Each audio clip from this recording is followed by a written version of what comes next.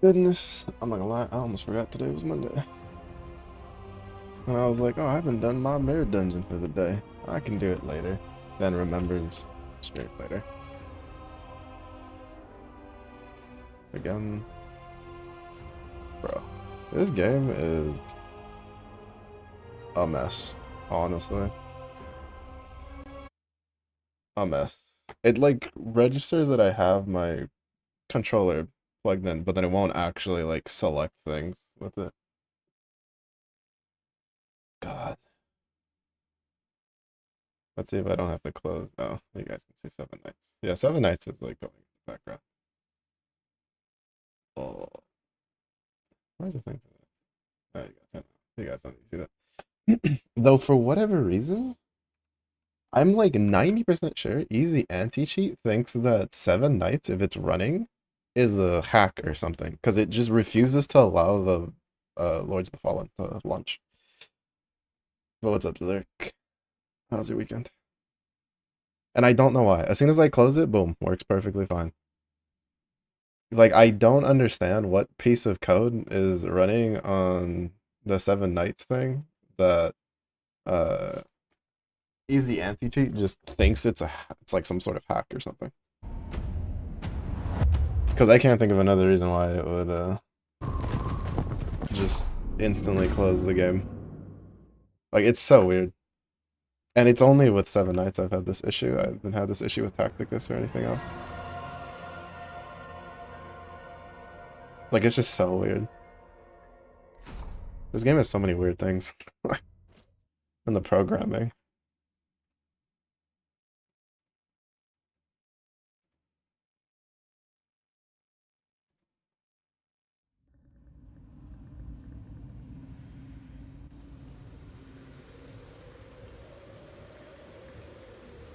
That I just don't understand it. Alright.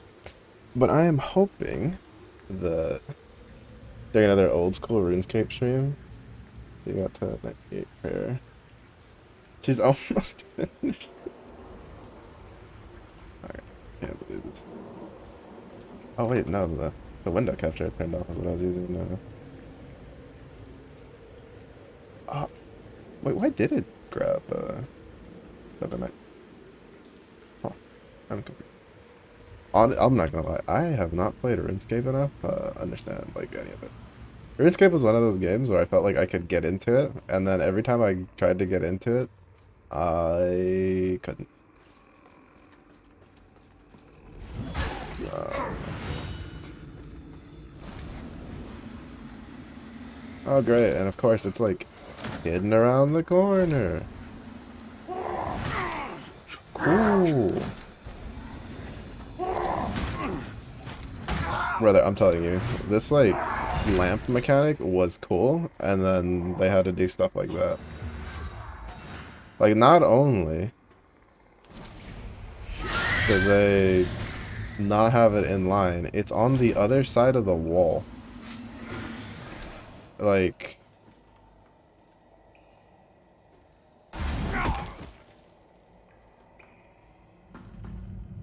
what the hell? Like, I'm telling you, developers, sometimes I swear, they forget that their games can be not a pain in the ass.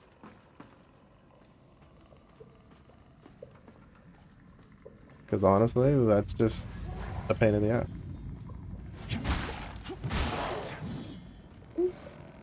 Almost. Oh, you're such a bum.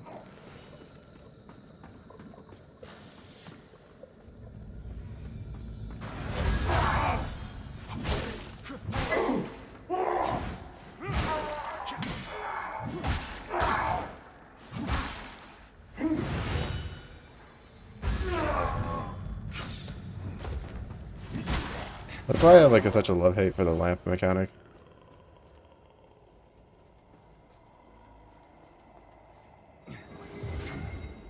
Like, they could have been really interesting with it. And instead, in my opinion, they were very boring with it.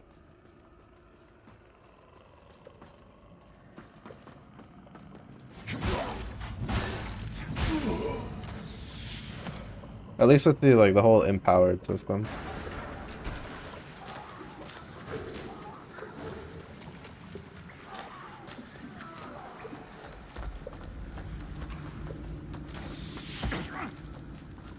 Uh,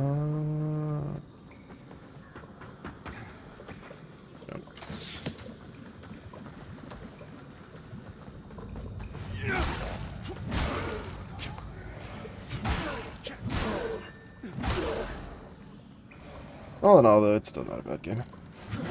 My plan is to try to finish this by Thursday of next week. Oh.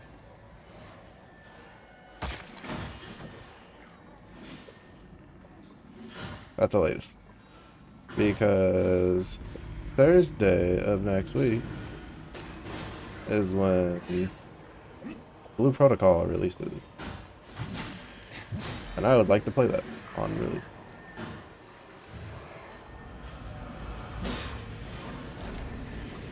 Okay.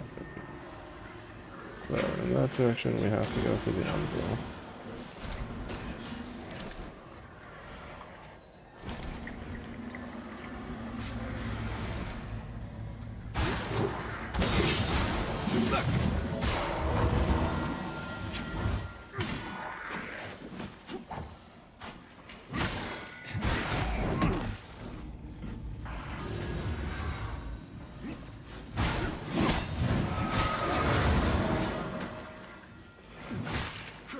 I also forgot we're in a new area that's actually kind of stonks.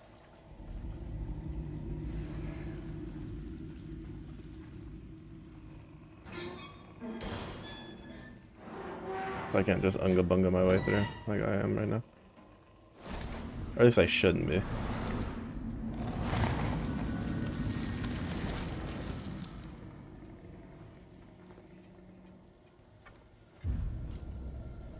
But yeah, sorry, I was just talking about RuneScape by me of MMOs.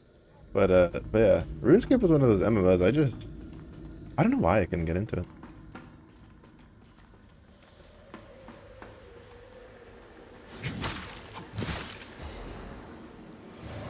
Ah, he doesn't respawn.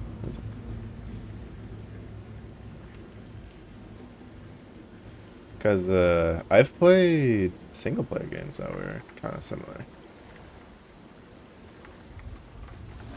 Yeah.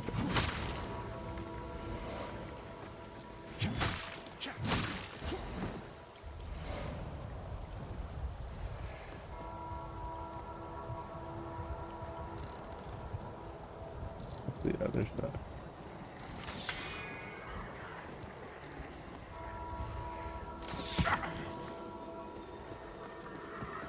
Wait, why am I missing? Why was I withered? This is a crossbow? Oh, because I blocked. I forgot that blocking gives you wither. It's not just free. But Zoe plays a lot of RuneScape from time to time. I've actually tried getting back into it a couple times, like recently. And if it wasn't because it costs to play, I was gonna try the what is it, the Dragon Wild, whatever. I think that's what it's called.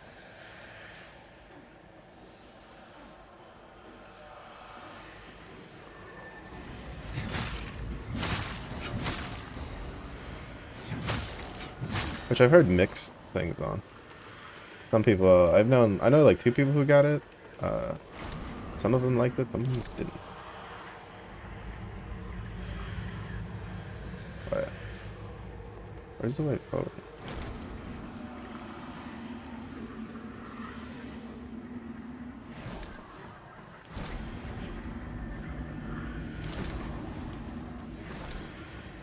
Oh, maybe I need to go into the Umbral outside.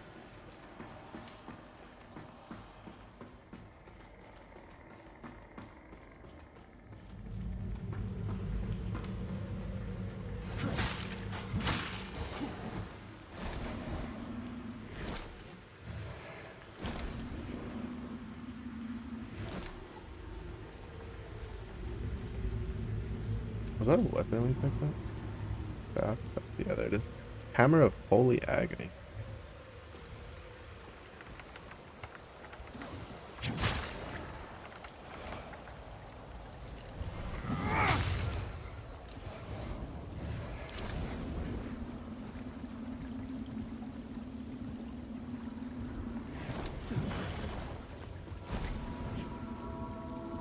Okay, so I could have crossed over here from there, so that is like kind of like a small shortcut.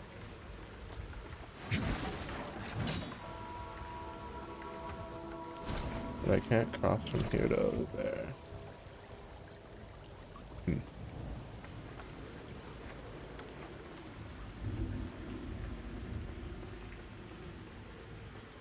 And since we dropped down here, the only way back is I have to go in the umbral. Do I? Can I cross this bridge without being in the umbral? I could.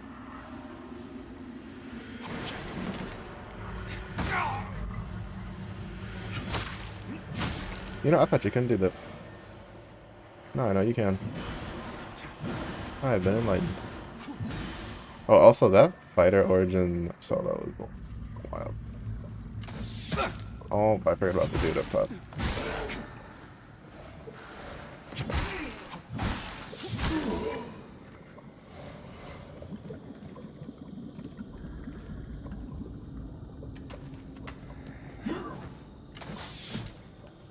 Oh,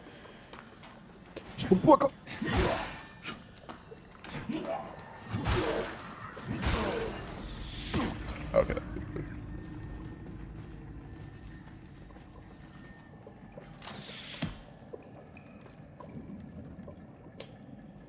Where is my javelin?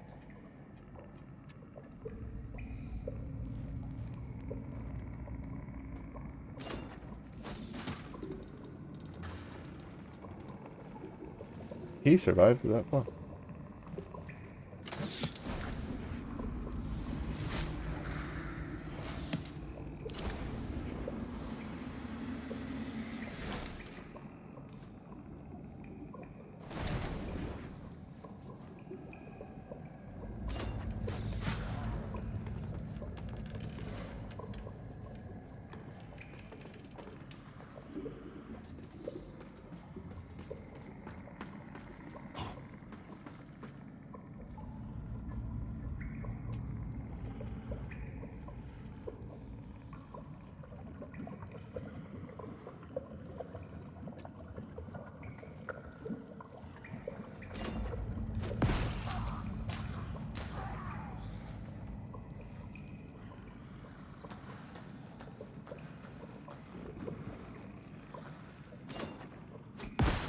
I said that did a lot more damage than I was expecting.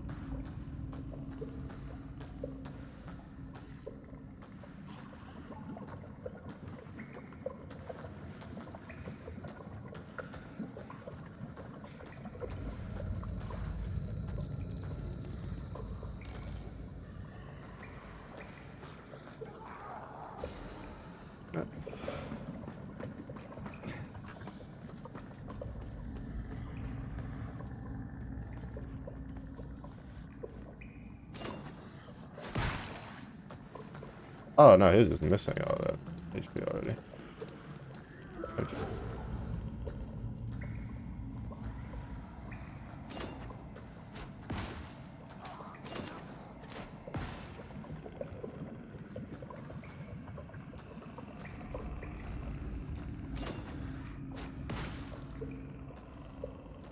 I was like, is two really not enough to...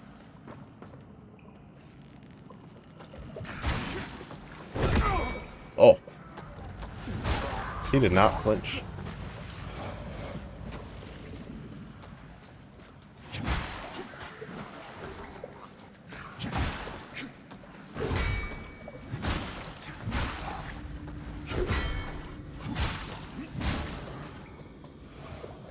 Usually when you get the drop down on a guy like that, they fall down.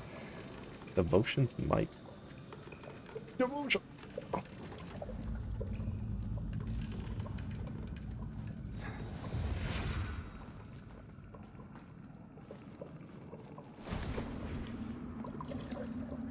Oh.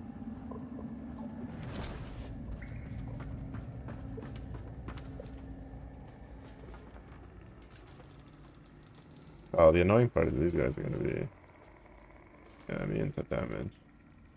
Unless...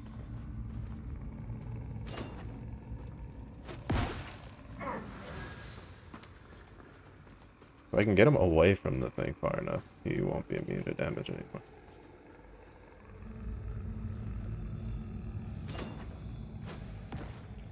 Huh?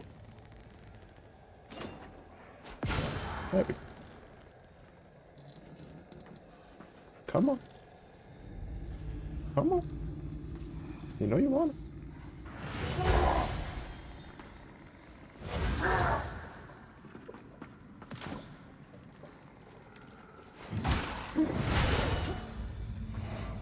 I guess that is the one good thing they did. You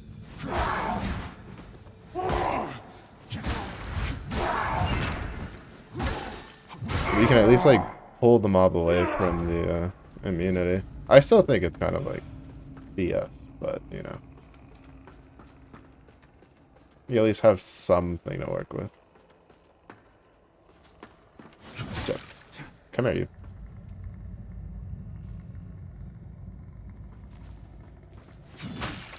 Come on.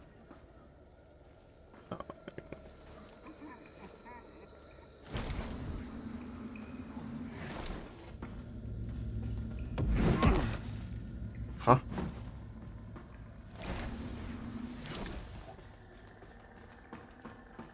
I guess, like, technically, he was still, like, kind of aggro because of the lantern.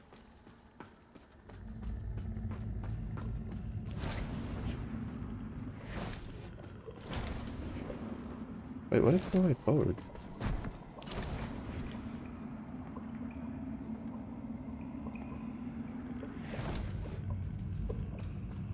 Wait, is that one of the... Oh, no, it's one of those dudes. I thought that might have been one of the Reapers. Oh. Well. I didn't think I was close enough to just slide down the edge like that.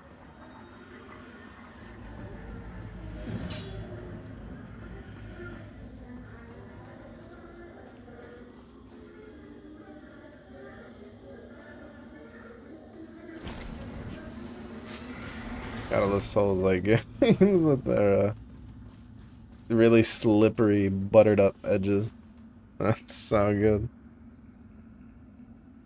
That's so good. The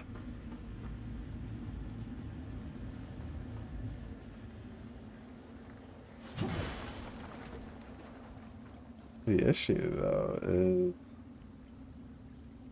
Maybe I'm wrong. Maybe this isn't where I thought it was. Oh my god, okay, that's a load of nonsense. Alright, it's fine. Now that I know I can cross that without being... Whatever, I'll just javelin the dude. I thought that it would take a little bit more before he pulled the trigger on it to shoot. So I was like, oh, I guess I'll just run across and slap him to get some free HP back. And the game was like, no. The game was like, no, he's a little quicker on the trigger than that.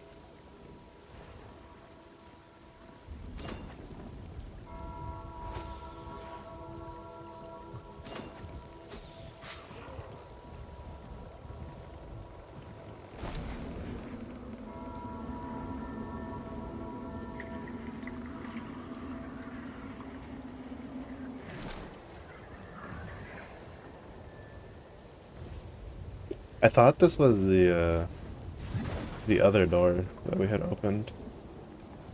Like, I thought that's where this was at, but I was wrong in my assumption. Which I would have remembered if it hadn't been so long. Since,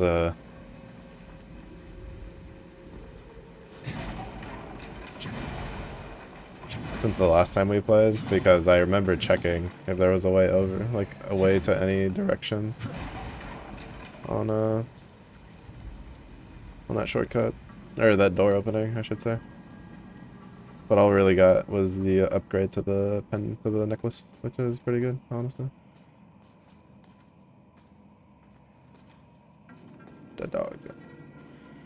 What the dog?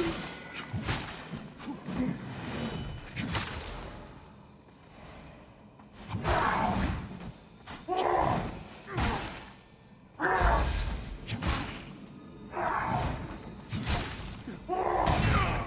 got stuck.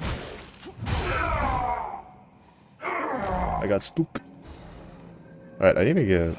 There's a lot of radiance damage. I think this is the highest for radiance that we have.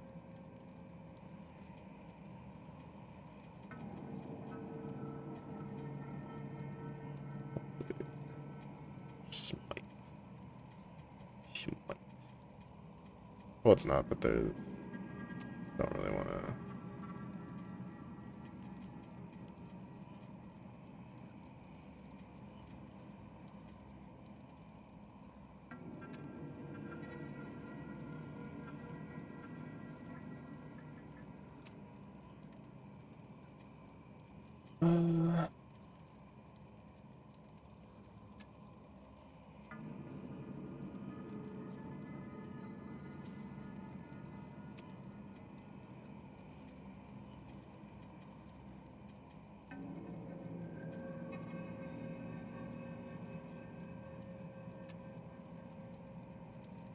I don't like the way that looks comparatively.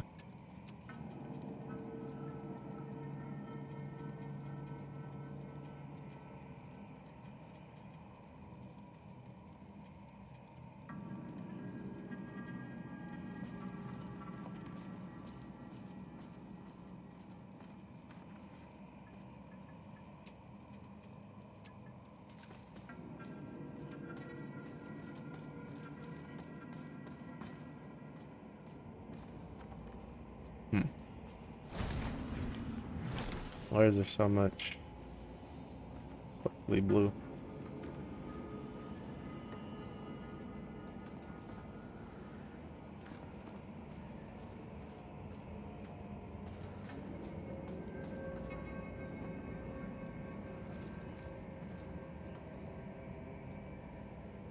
Yep, there it is. There it is.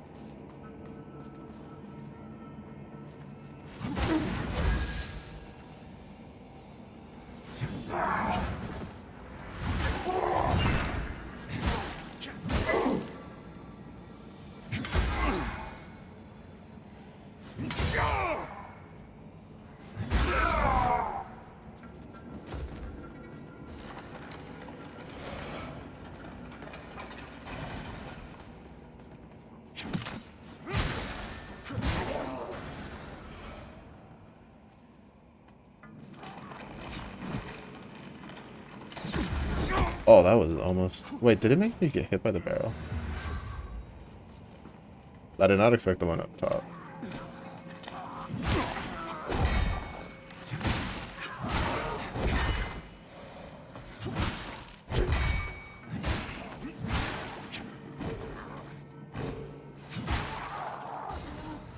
I didn't expect the marksman. Watching some people playing the new Yu-Gi-Oh format seems fun, more back and forth than it compared to the normal format, thanks to the point cap limiting how much interaction you can throw in the deck with pretty much all the hand traps, free instant counter spells. For more time, having point cost to them, so both players can more easily / really do their combos. Oh, that's good.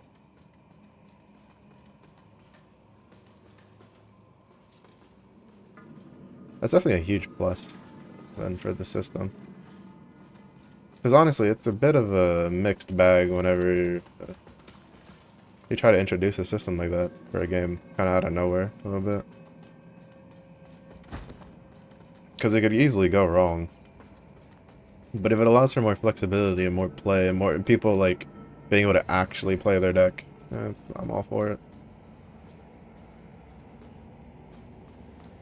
It's just that it's a very fine balance to do.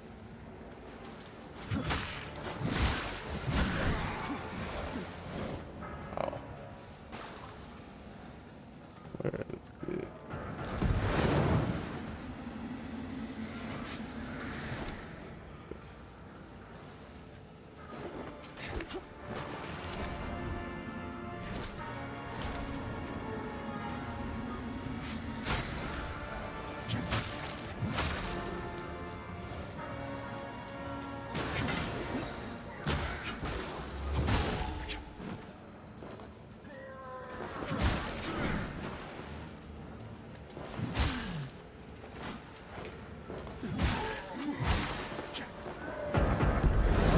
Oh, that has hell of a reach on it.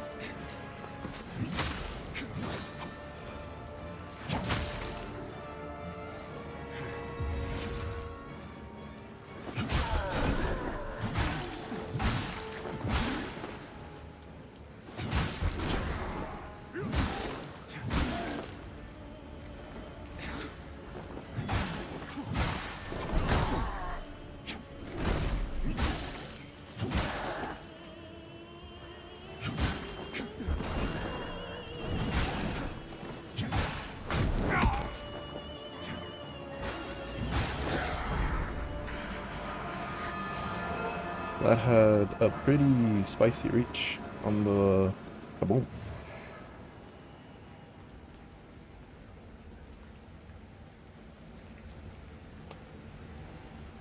But that's good.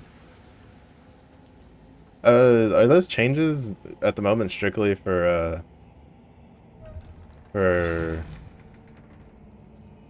like in-person play, or do they also apply it to what is it, Dual Links or whatever it's called?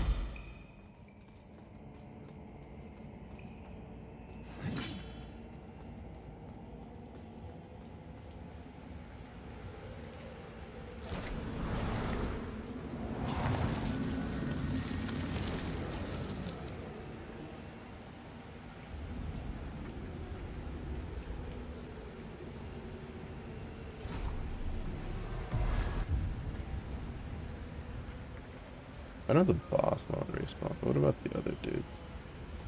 Yeah, that's okay. Let's go.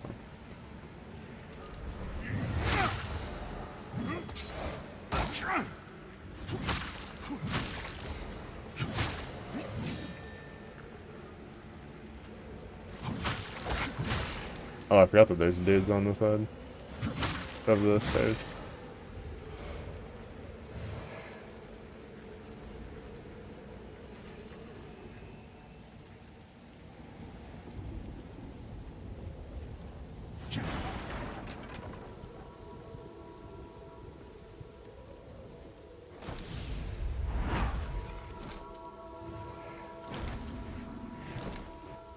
I think I need a few more.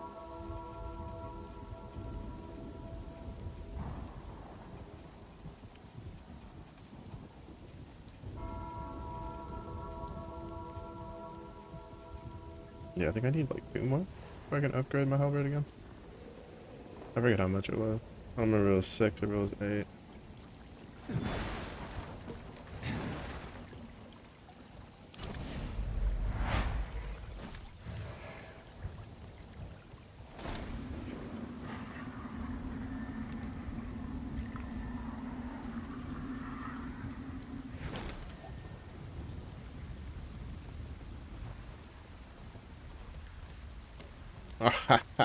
You can't play this game too much. You can catch me sometimes, but not all the time.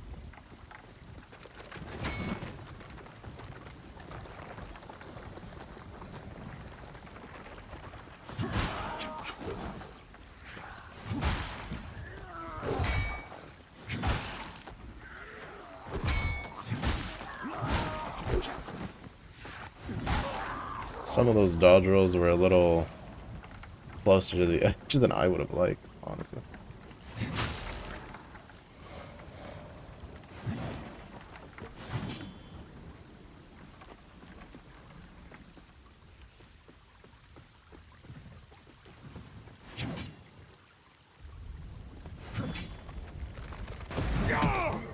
I was not paying attention. I was paying attention to the ambush from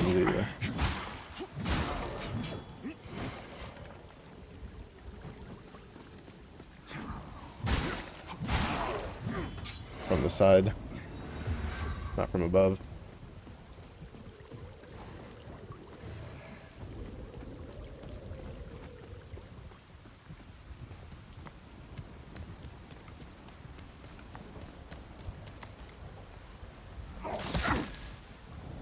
Sorry.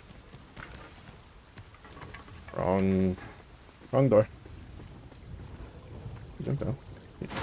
Oh, and he's immune to damage. I'm so glad I didn't try to fight them up there. Bye. Okay. Uh,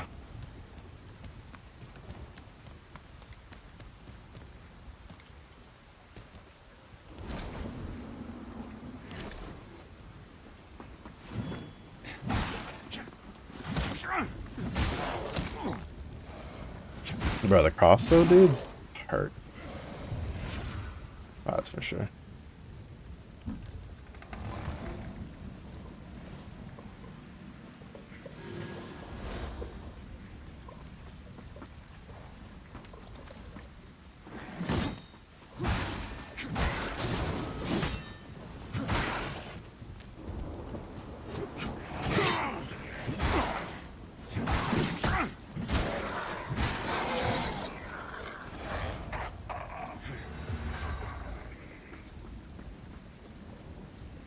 Technically paper only. Some of the various simulators where have implemented it in like dueling books. You can do it on Master Duel as well.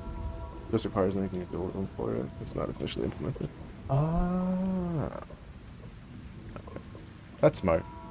I'm assuming that once they finish like ironing out like the kinks and stuff, they'll probably end up kind of rolling it out to everything.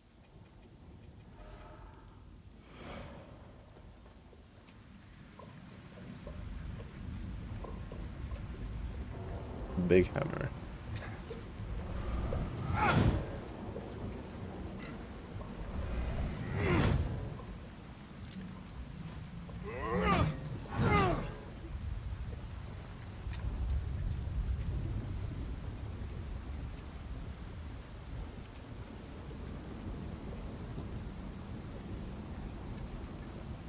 Not seem to have been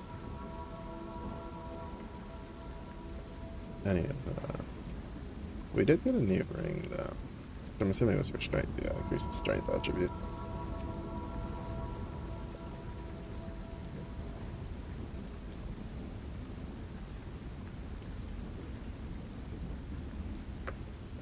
Oi, oi, oi. Had to sneeze.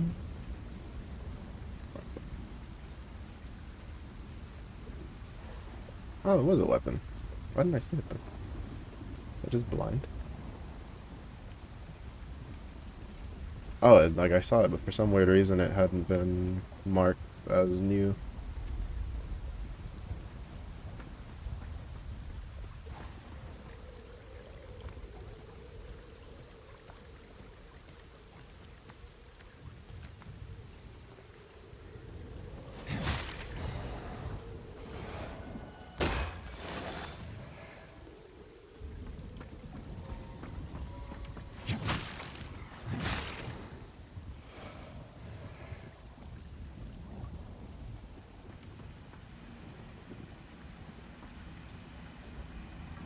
Also, I'm not gonna lie,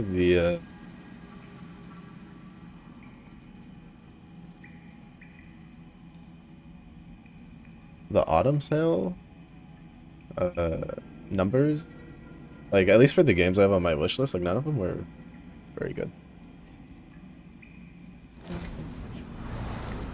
Because I saw the Berserker game was on sale, and I was like, oh, sick. How much? And I looked over and I was like, not too much.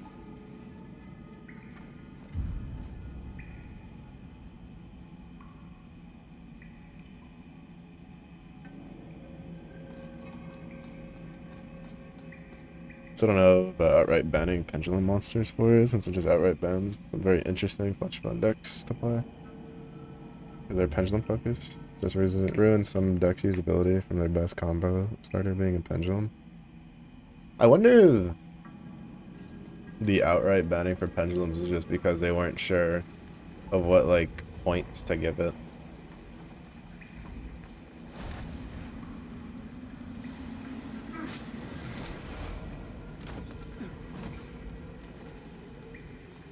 And maybe wanted to see how everything else settled before working on those.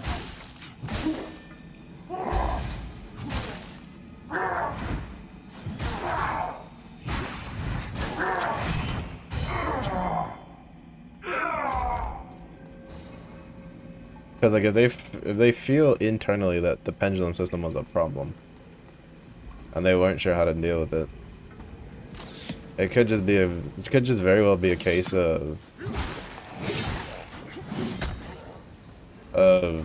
they just didn't really know what to do with the points for the pendulum setups were, so they just decided to outright not worry about them, and then maybe they'll revisit it in the future.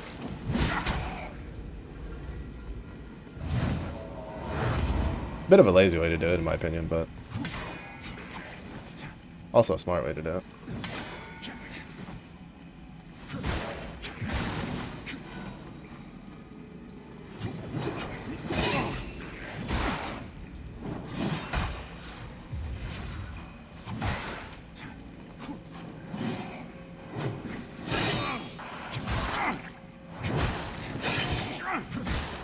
That caught me on the backswing? Are you kidding me? What? How did that catch me on the backswing? Home Slice had finished, like, the swing, and then it kind of went back a little bit, and then it just hit me. That was a lot of shit.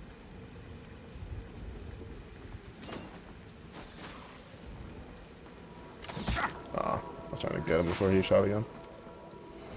I'm not gonna lie, that dude should have been staggered for longer after getting knocked down. That's a little BS.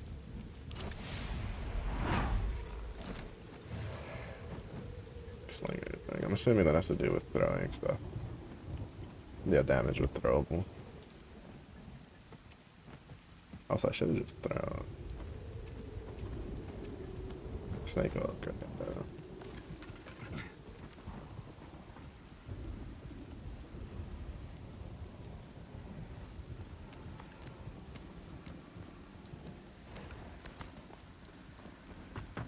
I didn't realize how many vestiges I had.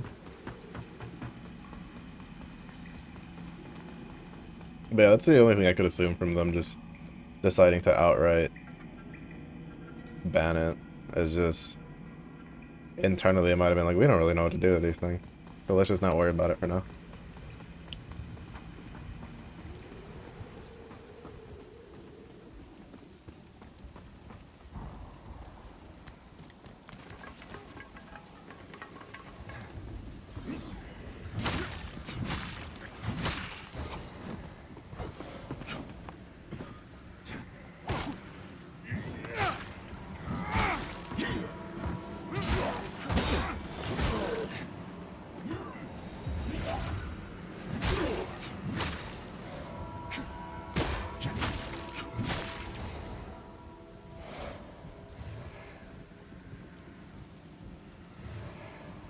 Stuff here deals some damage.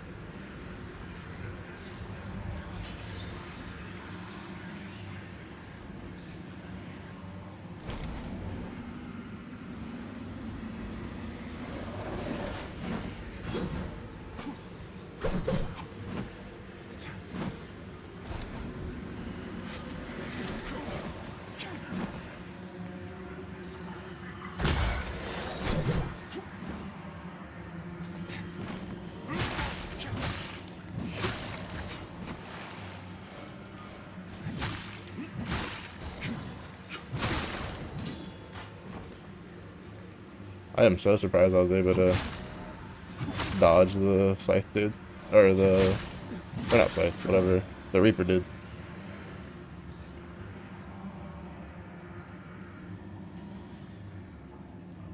I don't even know what I got. I was just trying to like run through.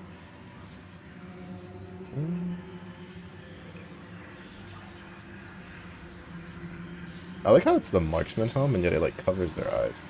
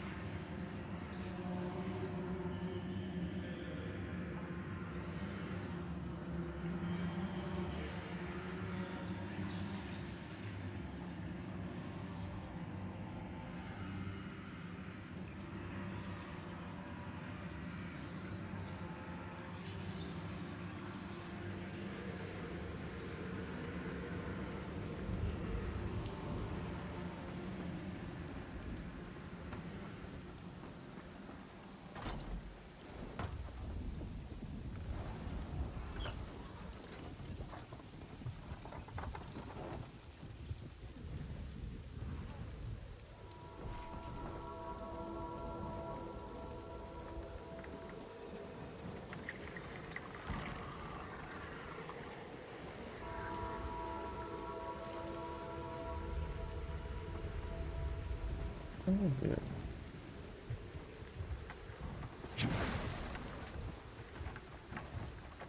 No, it might just. That just looks simpler. Next round was definitely they couldn't figure out what to do with the points for them all. Because they're very homogenous.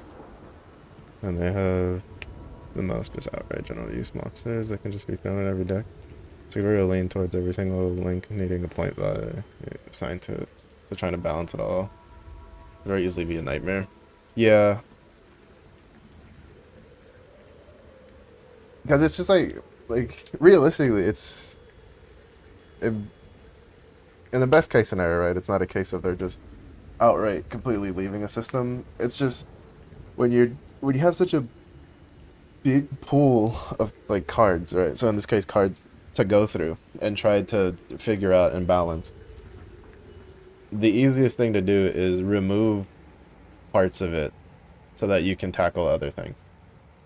And I think from what it seems like that might be the direction they decided to go with it. Where instead of like just trying to put points on everything all at once and then like kind of just seeing what implodes, they were like, you know, we're gonna like take this thing that we really have no idea what to do with. Oh yeah, this is all the way back here. Or like that would take like a lot of time and just remove it and then just make sure the base foundation is good with all the other stuff.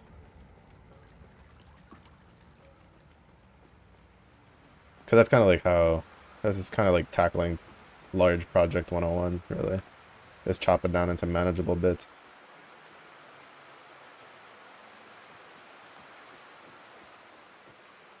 Because the easiest way, like I kind of mentioned it, I think last time when you mentioned that they were first doing the change, the easiest way to like handle that sort of stuff, right, is it's like putting it out or like getting like multitude of feedback from multiple different sort of angles and views and stuff is by putting it out in the wild.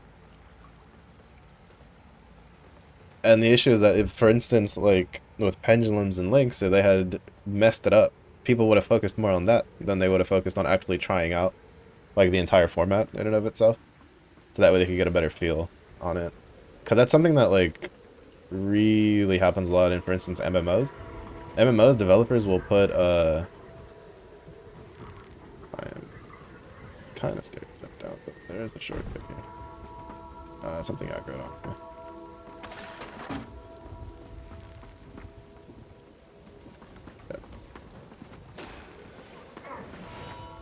But like MMOs will be like, well, we want to test something, and then one thing gets like poorly implemented, and that's the thing that everybody focuses on instead of like all the other systems that, you know, they want feedback on.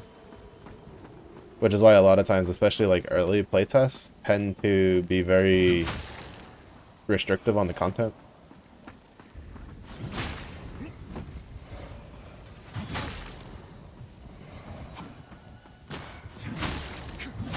Because they want players to focus on certain aspects. And not just be like, oh, piece of candy, and then be like, oh, this candy tastes like crap, and then that's all they talk about for the rest of it. But I don't know, we'll have to see.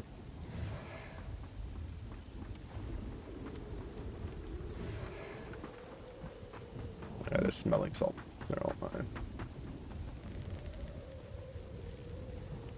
I would say best case scenario is that, right? That it allows for more decks to actually be able to function.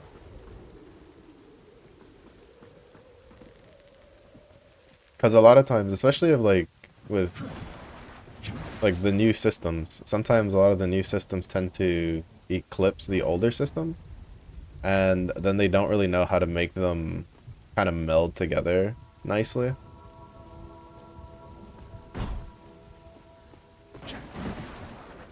And then it's then if you're trying to change like an entire format system on top of that, and it's like, oh well, how are we gonna do this? Because I think the point system was probably designed for that. I think the reason they changed the points was because they figured that was like the only real way they were gonna be able to kind of get the different play styles to kind of meld together.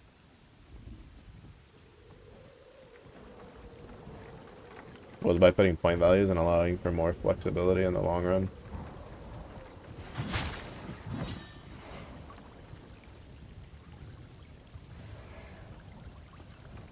It is a double-edged sword, though.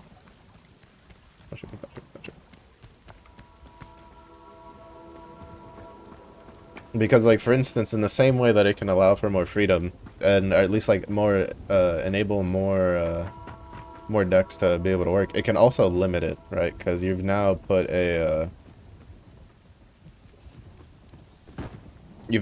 value on a card that needs to now be weighed against other similar point cards. Especially in a case of, like, for instance, cards that fit in the same deck. So it's not a big deal if you have, like, two cards at the same point and one's, like, slightly worse than the other one if it, if it does what you want it to do in a different setup. But now when you have, like, two cards and you're like, well, I really like this card, but this card plays worse than this other card, like, technically, that's when it causes a lot of divide and contention. Hence why, for instance, in, like, gacha games, right, like, limited roster size for missions and stuff like that causes issues. Like, you eventually start being like, well, I don't want to run this character even though I really like them because they, they make this stuff take too long. They make this and that. They do this and that. And then a lot of times things get balanced around the upper end rather than the lower end for, like, future content that gets released. And then you just run into this trap where, well, here's, like, 10% of the stuff that we have can be used because the other 90% just, we didn't design anything to be usable with it. I think that's why I kind of like how Granblue handles things. Oh, this is definitely not, like, a jump I could make. This is supposed to be a jump to get this way, not the other way around.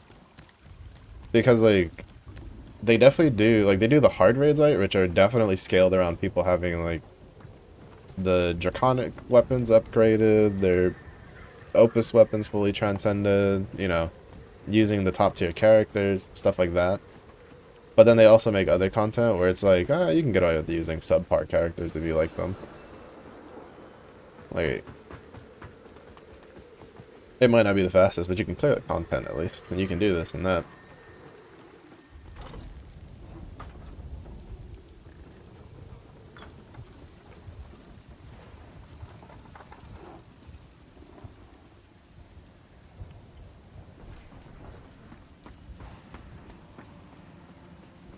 Kind of like how in like in Seven Knights, a lot of the content, it's like the story content is where you go to use all of the, 5 target AoE characters and stuff like that, and Infinite Tower and stuff like that. Then you'll have stuff like Castle Rush where the enemies are resistant to certain magic types, and and sometimes they'll be or certain damage type, not magic type, certain damage types, thus making you having to build a team and use other characters. And then in other cases, there'll be resistance to certain, like, number of hits and stuff like that. Like, there's a new set of guild raids coming out, or that are supposed to be added eventually, where each one has their own different things, but they're kind of setting up content to allow for, different characters to be able to be usable. The only problem is that right now it's like, there's not enough characters for there to be a lot of variety, because it's still pretty recent launch. I am so lost. I think I have to, like, backtrack all the way to find where I need to go. But I don't know.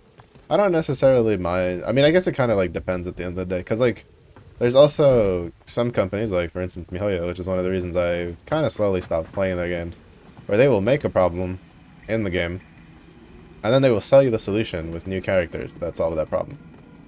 And it becomes very annoying very quickly. Because it's like, I have this character I really like to use, who's actually still pretty good to use. But then you can't use him because he can't handle the new problem that was presented. And then the solution given for the problem is, like, literally, it's not even, like, an item or, like, gear or anything that can solve it. The solution is you literally have to use a different character. That either has, like, a passive or some sort of attack typing that it just gets really annoying.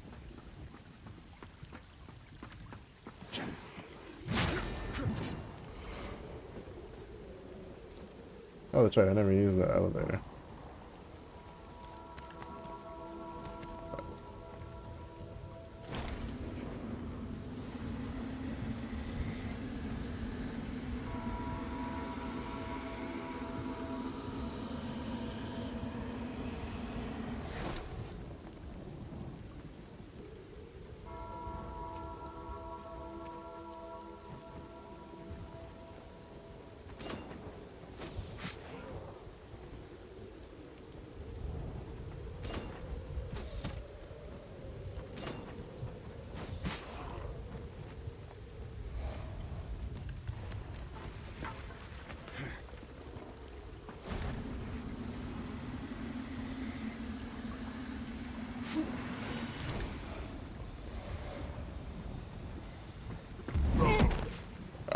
by the thing. Yeah.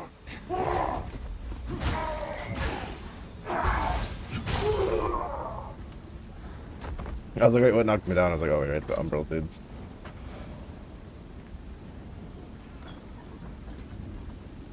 But yeah, so hopefully, you know, that's how that plays out. Because technically, like, because like Magic kind of has, well, not just Magic specifically, but any sort of card game or game in general that has some sort of resource required to play a card or something has that issue, right? Like, oh, this card costs this many, or because like for instance, the big one I can talk about is the Warhammer 40k because I've been watching a lot of like army videos for it with the code exchanges and stuff. Is that oftentimes it's like, especially in competitive play, it'll cost a certain amount of points to bring like a unit with something that you want, and then all of a sudden, like when they do like a rebalance, they might for some reason they are aware of, but to you doesn't really make much sense. In some cases, where they'll all of a sudden make that that unit setup just prohibitively expensive, like ridiculously expensive. So much so where you're just like, well, I can't really afford bringing that, even though it's like your favorite thing or something you thoroughly enjoy doing. And it's just a case of when you start adding points to something, it can get, especially if they're gonna follow a rule of where they'll be adjusting the points as time goes on. Because sometimes some of these developers, or well, not, well, I guess yeah, developers, they leave you scratching your head of being like, where'd you guys get this information that you felt you were required to do this? And sometimes it's because the information that they're using is older than what's like going on, like at the time. Like for instance, in TFT, right? It got really annoying with the patching in some sets because all they really have to work with is the first, like, not even full week, like the first couple days of after a patch has gone live, and they have to look at it, be like, all right, what's going on and what's broken, and let's make sure we like nerf this. And there's been a couple times things have gotten nerfed or buffed, and when they were both in a state of like, okay, that wasn't anywhere near busted enough to deserve a nerf, and that was nowhere near weak enough to deserve a buff, and it actually was strong, and now you've made it overpowered. But that's just because the information they use is outdated, because a lot of times what will happen is someone will find a busted combo, everybody's playing that busted combo, and then it's not until the people up top who tend to experiment with things once they get to a certain rank level, and they start to realize that, oh, this combo isn't really all that busted because you can just play this to counter it, or you can just do this, or you can just build this item and stuff like that. And then by the time it goes live, they're like, oh, we nerfed that into the ground because it was so unilaterally powerful, but that was before people realized how to play against it. Or they'll be like, oh, well, we buffed that, like, to high heavens because nobody was playing it and everybody who played it lost. And then they realize, and then it's like, oh, well, that's just because people were playing it wrong. And now that thing was actually pretty potent, and it has now been made disgustingly, like, strong. And that's kind of, like, sometimes the issue when you do a point-based system, especially if you're gonna actively partake in kind of balancing it up and down. The point value of the cards. I don't have a figure, but I can sell shit. Ah, you again. Sell the duplicate.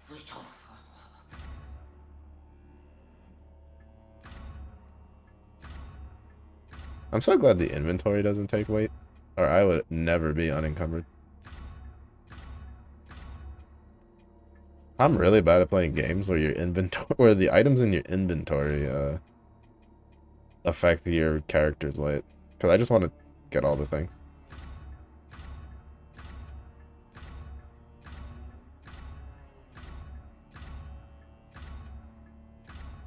Like, am I ever going to use this pointed stick? No. Am I going to sell every single one of them? Also, no.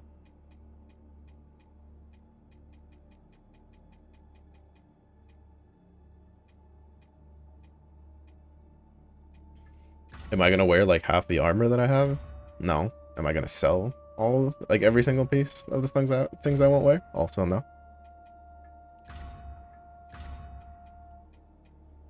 Oh, I forgot we got the antique set.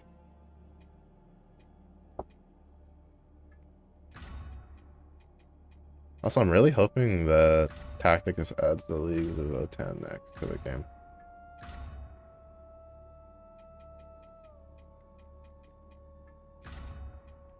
I would like to have small angry space dwarves in my game. Well, now I need 8. Jeez Louise. I thought for sure that would like bust us over to the next increase. But it did not. I don't think I've gotten any more.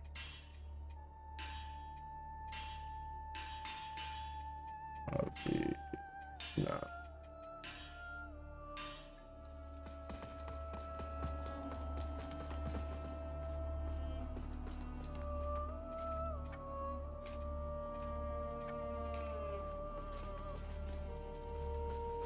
Let me make sure I didn't randomly pick up a thing for the lamp without realizing it. No. No lamp stuff.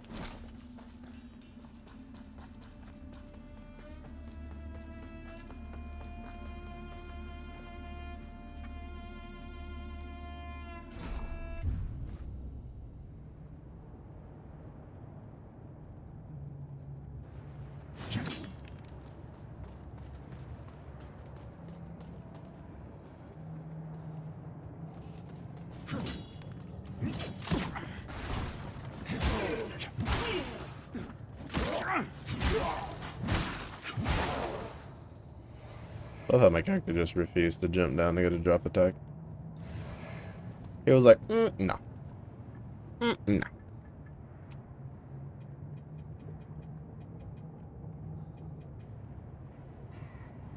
Oh, that loses a lot of physical. For not a whole lot of return.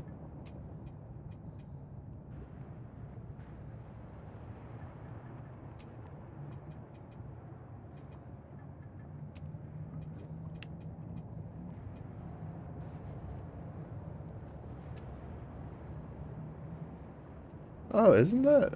Yeah, that's like the demon dude thing.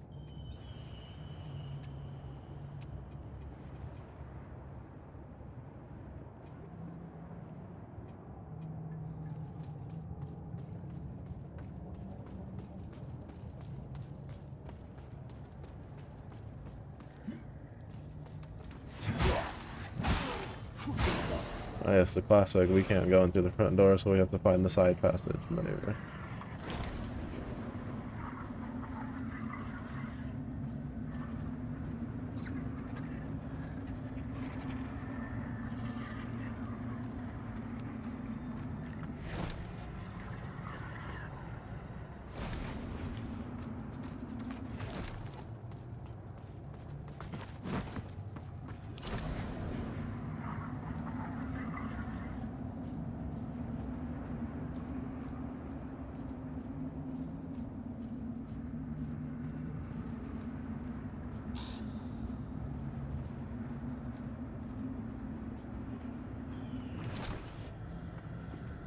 Funny enough, they said that if one person figures out some crazy deck out of nowhere, but it ends up not having replicable results from people in other tournaments, and only that person is smart enough to pilot it, it's just a skill issue. There's nothing, not anything just outright busted. And they won't cause any major point value changes. Honestly, that's the stance you need to take, in my opinion. There's like... there were certain things that I really didn't like. Like TFT, that's what drove me up a wall. TFT, there was definitely certain setups where it was like... You had to have a certain level of... IQ, I guess. Like game IQ. To actually pull it off. Or it'd just be a case of you just happen to luck into it really hard. And...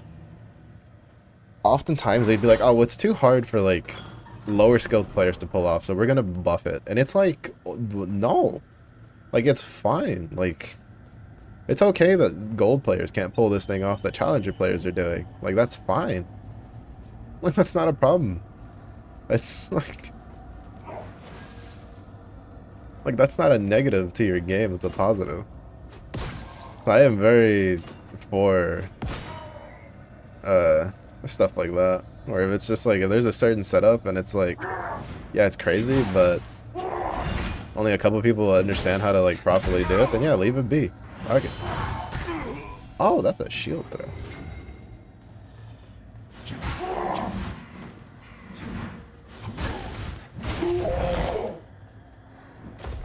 Obviously, if it's not something dumb like, oh, you know, once you figure it out, you're whipping out Exodia turn 1 or some nonsense like that.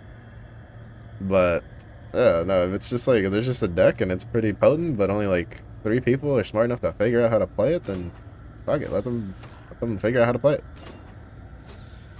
Especially because oftentimes those types of setups usually, eventually, there's just some sort of counterplay involved, so it becomes like more like high risk, high reward than a consistent thing. That's been like my experience over the years. Because a lot of times, if you have a certain setup that not a lot of people can replicate, it's usually a case of it's something that requires someone who understands like the openings and stuff. And as soon as someone else figures out how to close those openings, it becomes less of a prominent issue.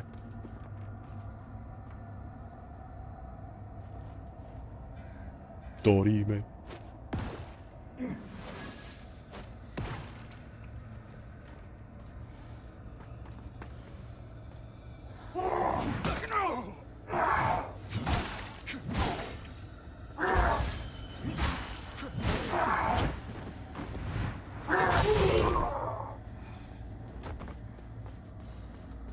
But yeah, oftentimes I feel like developers are a little too fast to nerf something or buff something.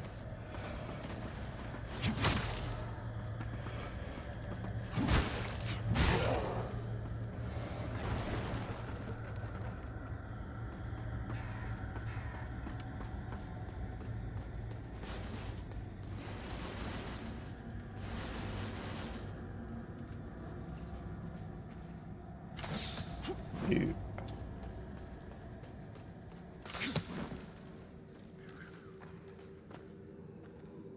I don't like that.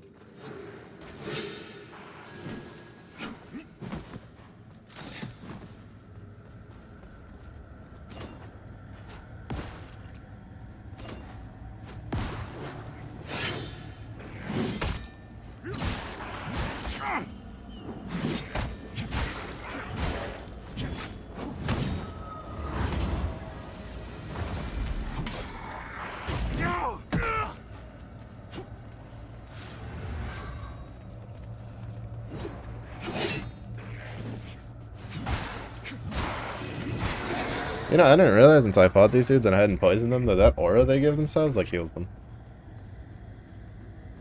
Because every time I ever fought them, I always had them poisoned. And so whenever I saw them use it, I was just like, oh, I guess it's just, I don't know, makes them stronger. Like maybe makes them hit harder or something, or more defensive. I didn't realize it heals them.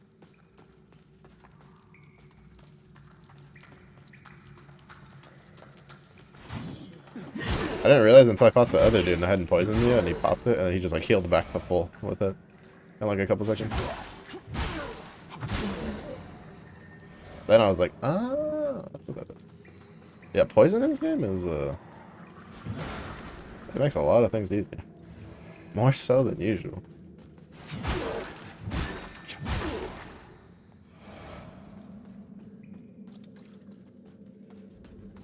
Play a poison build, easy life.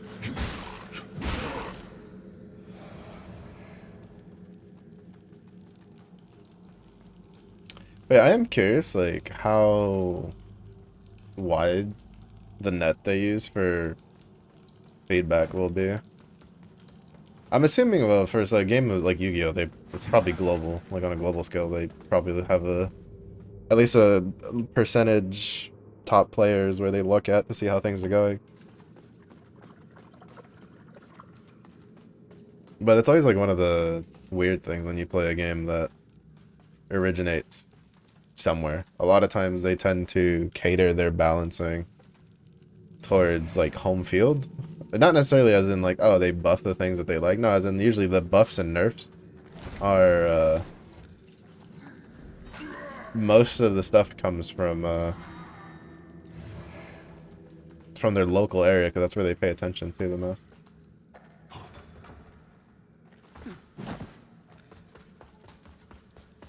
And sometimes that can cause weird disruptions on the other side. TFT's had that. There was a couple times where things got like buffed or nerfed and we were really confused. And then someone would go over to like the Chinese or the Korean side and they'd be like, "Oh, apparently over there that setup was a problem." Or over there nobody was using that setup, but over here we were.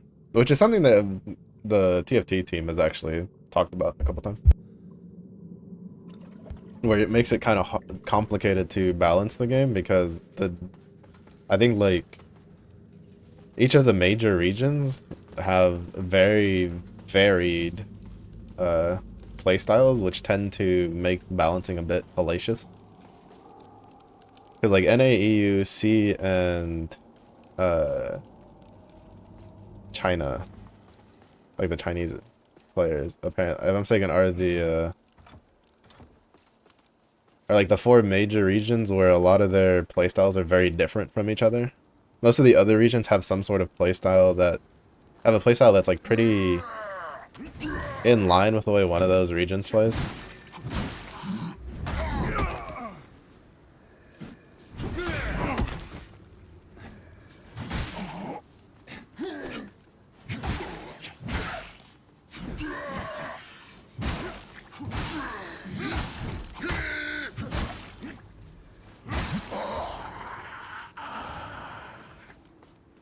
Oh, would you look at that? The kitchen key I need. So I'm kind of curious of like how Yu-Gi-Oh handles their stuff. Like, do they tend to lean a little bit more heavily towards the JP players? Like how they play their cards and stuff, or do they take a decent amount of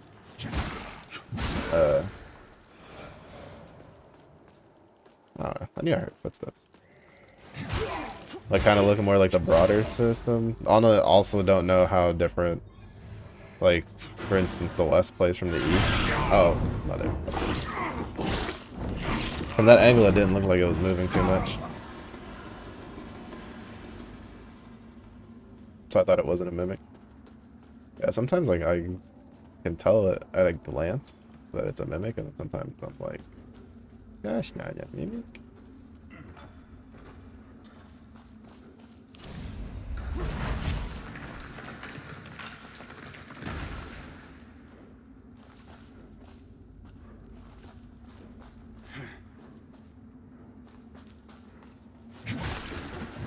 Bro, that mimic converted my whole HP to fucking wither. Oh.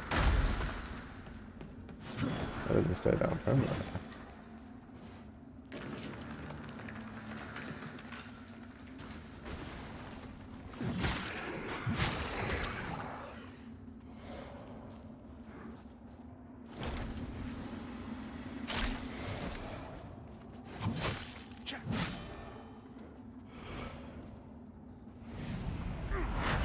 Look, you men, at the wickedness which can take root within the walls of our own house. Guessing this is If the boss. we falter in our vigilance, our rigorousness, for even the briefest moment. See how malevolence and greed and weakness can twist the souls of those who once swore a song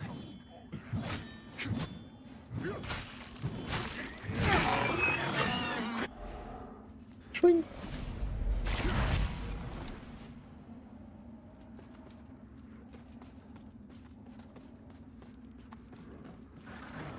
But above all else, heed what will be the fate of all traitors who submit to sin.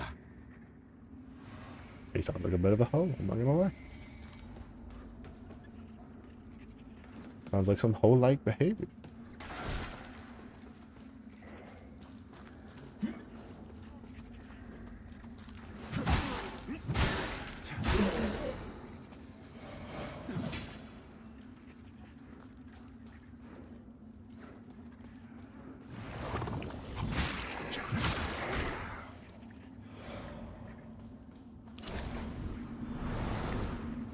wasting more seedlings than I would like, but I do not want to be in the Umbral, and I would like to recover my healing.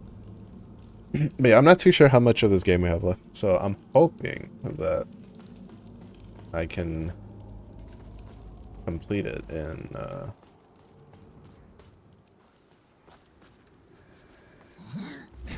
about a week.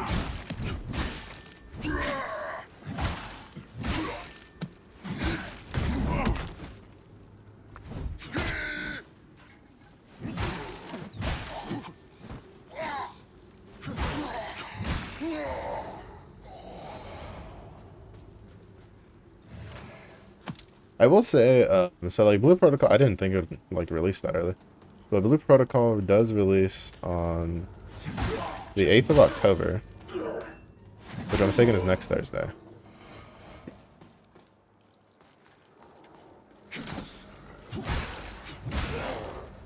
And I don't know, I don't think I'll like completely, like it'll be a case of where it'll completely disrupt my plans, right? Because, for instance, I was going to do a Space Marine 1 and 2 playthrough after finishing Lords of the Fallen, right? But I think what I'll probably do is if we can finish Lords of the Fallen probably around Wednesday, or maybe even on the Thursday, we'll probably do some Blue Protocol the rest of that week, and then we'll start Space Marine after. Blue Protocol, I'm like, I don't know, I'm still kind of torn. I feel like I'm not gonna be super convinced on it in the long run.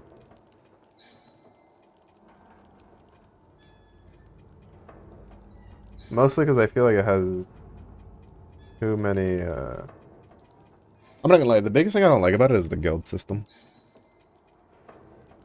Also, I haven't got any more eyeballs. I've been missing where they're at. We got this eyeball, but it's not the same type.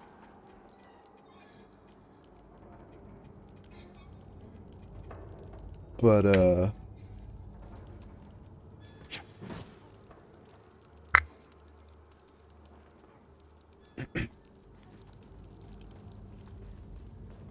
but I really don't like when I'm playing an MMO and there's like guild reward, like things that attach to the guild outside of just being in a guild. What that dog doing?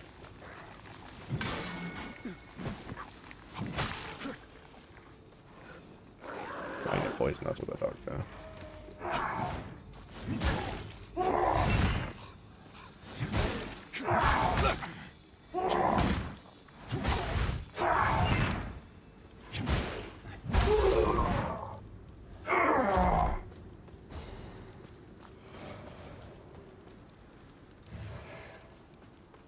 Pure Blade Club. For something called a Pure Blade, he sure wields a mace pretty well.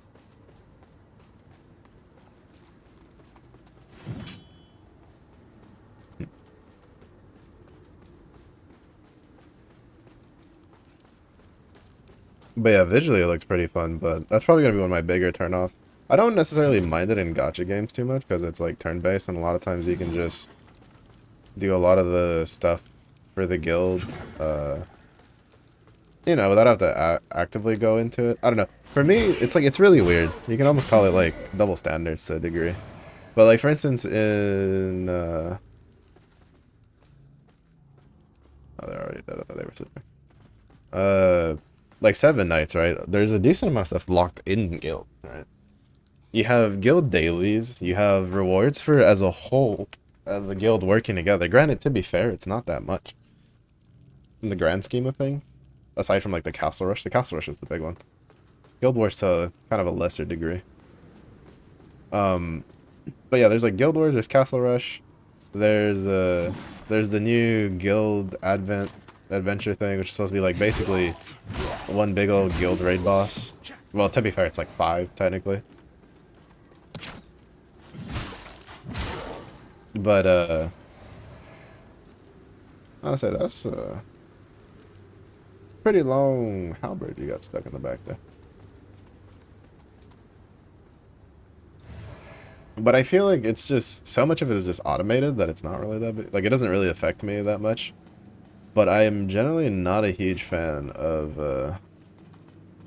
when in an MMO, it's like there's literal content or just resources where it's like, yeah, you have to be in a guild, and then the guild as a whole has to be fairly active. Because then it just, what it tends to do is it tends to make, in a lot of the games I've played at least, it tends to make the guild system pretty toxic. And kind of makes it hard for like casual, like people want a more casual experience to enjoy themselves.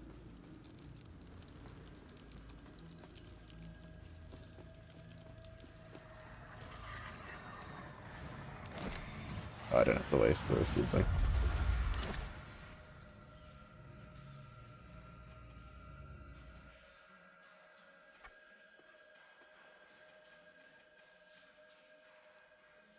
We already got the fairy girl from the guild first couple weeks ago. There's summer on this banner. Wait, what? Really?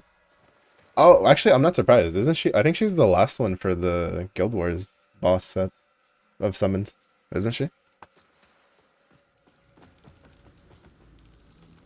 For the one that's give the supplement when you're above like 80% HP, right?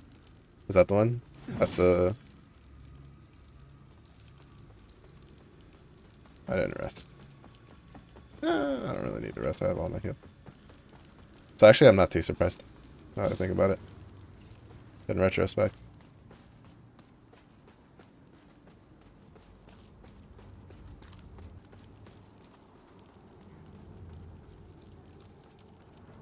Especially when you consider the next Guild Wars is win favored. Wait, no.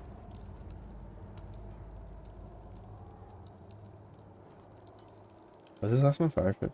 I don't even know what element this last one was. Never mind. I'm going insane.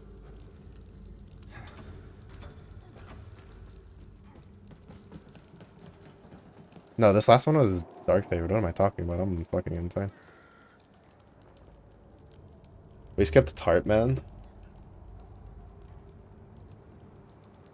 No Tart Man, no justice. How dare they skip Tart Man? The true savior of the skies. It was Tart Man all along. My brain's so dead that I can't even know. I don't even know what element we were doing stuff.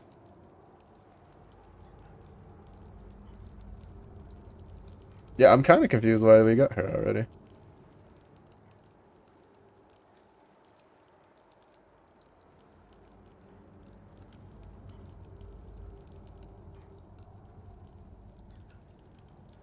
Gala underway. Oh, Danua got a new form. Fancy dress. I'll look at it later. Trying to get through this game.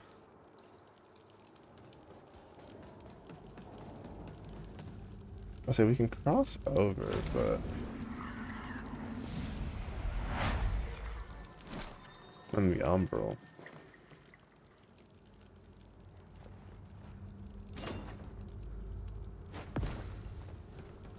But I don't think there's a way forward over there. So I'm assuming there has to be like an umbral way forward over here somewhere.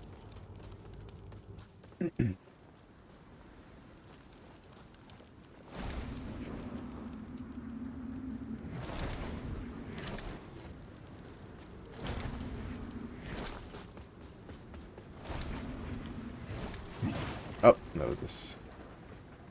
I did not break this spot. Hi, buddy. Still might not be a way forward, but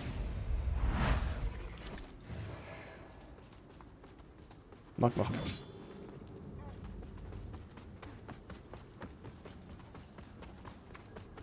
Yeah, no, it's just a return shortcut.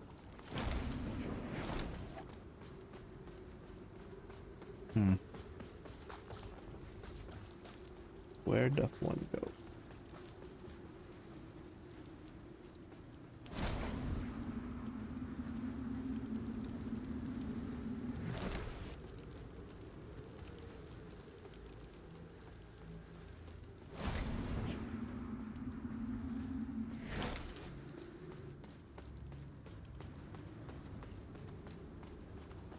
Oh, there we go. I just didn't. Oh no, never mind. So there has to be a way to get inside over there somehow. But that's a shortcut back.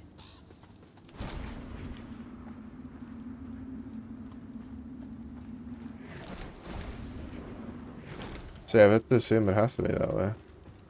And the only way to go in that direction is in the Umbral, so we're gonna have to go in the Umbral. I wanna. Umbral stinks. Umbral smells like poop. Tell me that flash before Guild Wars. When Guild Wars in before, they're just like, YOLO, Tartman after Guild Wars is gone. You'll have him for the next one. Like they do with all those characters that they released right after Guild Wars that they would have been really useful in. I've never understood to this day why they do that.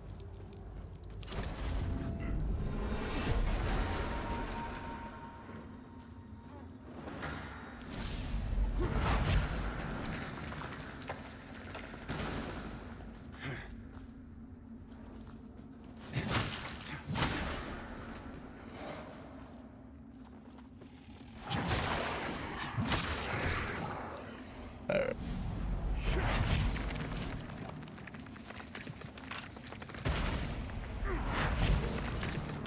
Like, Granblue is one of the games that's like kind of weird.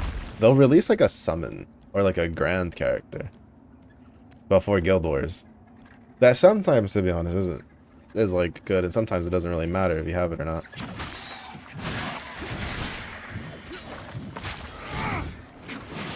But then oftentimes they'll release like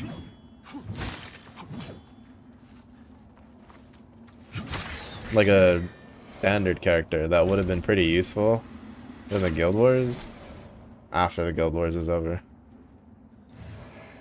And it's just like, why? Why you do this?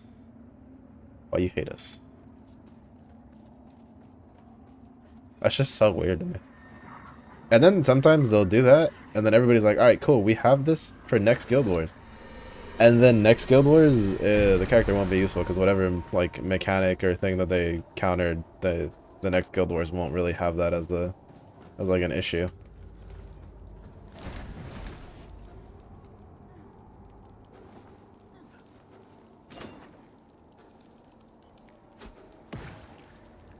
Hey, buddy. Oops. Oops.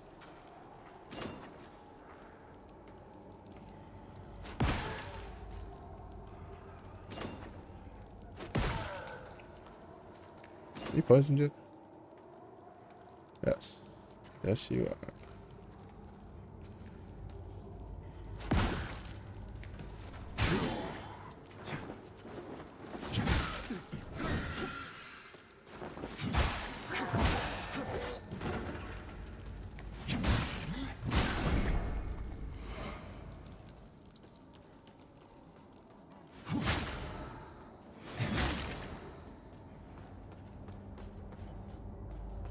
Oh.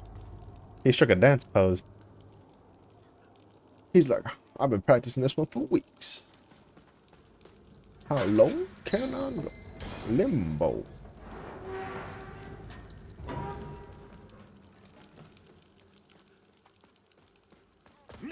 You know, what if they skip the Tartman summon and just go straight to just giving us a playable Tartman for Guild Wars?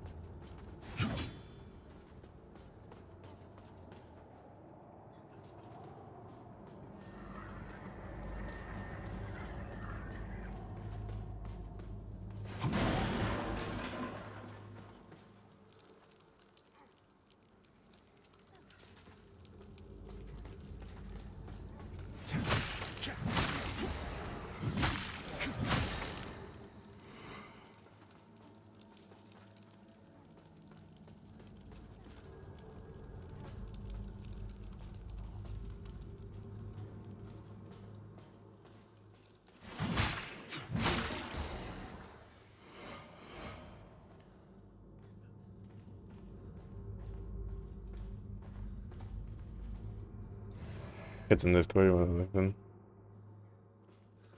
Classic stat. Yeah, I'll go check this. Let me finish clearing out this area for loot.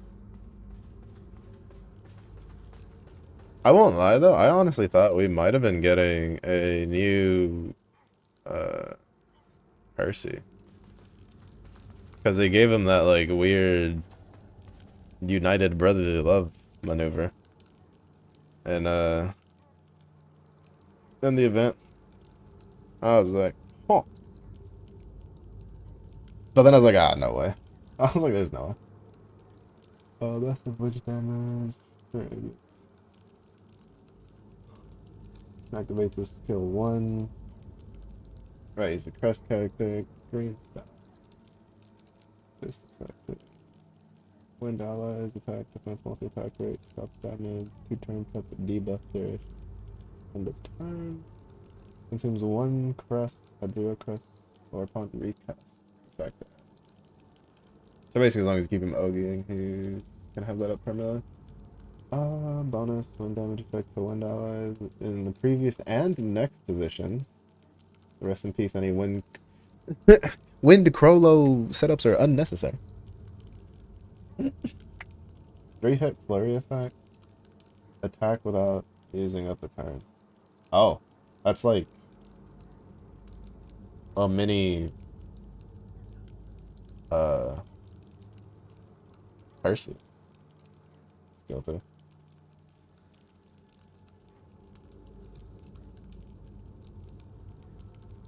If I'm understanding that correctly.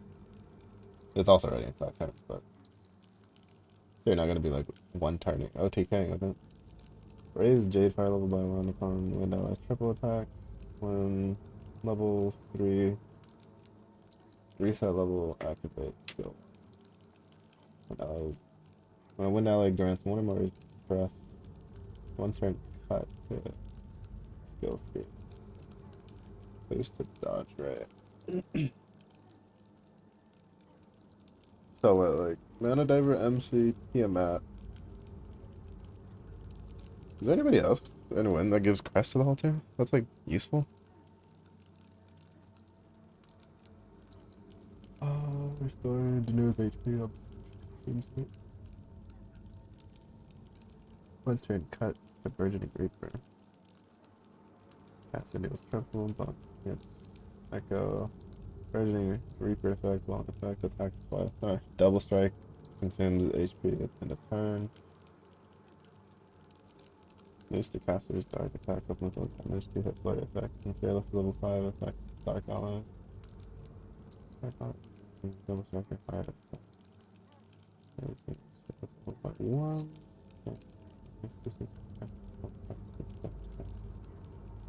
Balance dark damage. Step 1 triple. Wait, touch solid. And cooldown first. Level 3. Undying effect.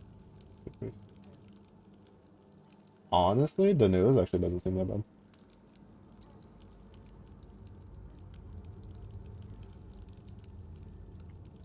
Last she gets a 1-turn downtime on that. Okay, that's probably gonna be. I can see Guild Wars lineups using that.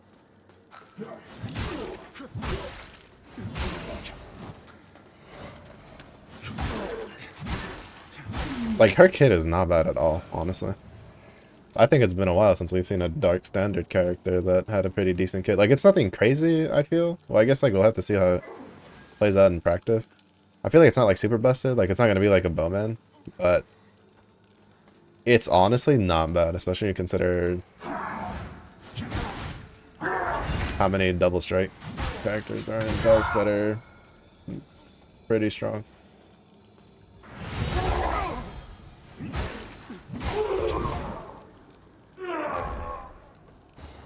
That's actually not a bad kit. I'm honestly more impressed with her kit than I am with the Windbro kit, if I'm perfectly honest. Like the Wind dude's kit doesn't seem bad, but it kind of seems a little all over the place.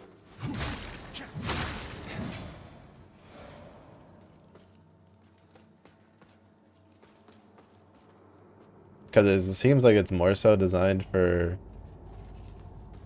a like Unga Bunga gorilla team, but then he also needs to like use like generate crests, and then he also wants at least like one person who generates crests outside the team, so he gets a. It's just like obviously which would be MC with the Mana Diver.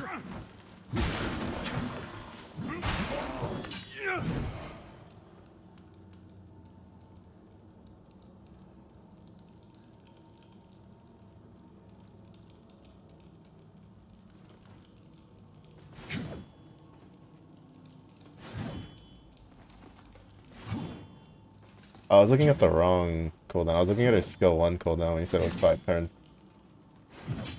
I was like, well, that's a 6-turn cooldown. What the fuck? Oh, no, that's a 12-turn cooldown. 12-turn cooldown in Dark with 5 turns of double strike. You could probably Ogi like every turn in certain setups with that.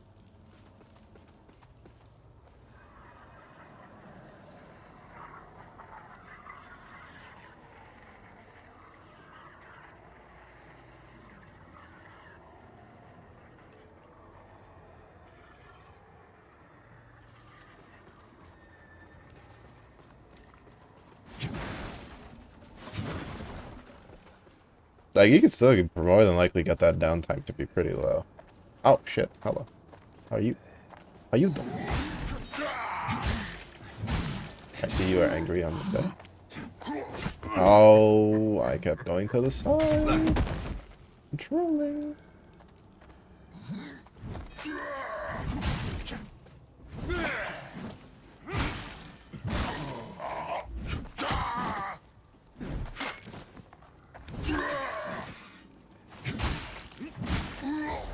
All those years of playing fighting games, and you still try to dodge to the side on a grab attack.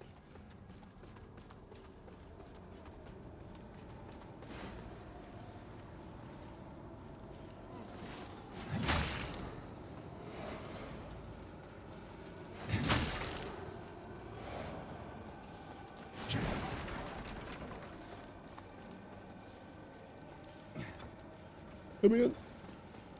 I promise I'll be not. I promise I will not. Oh.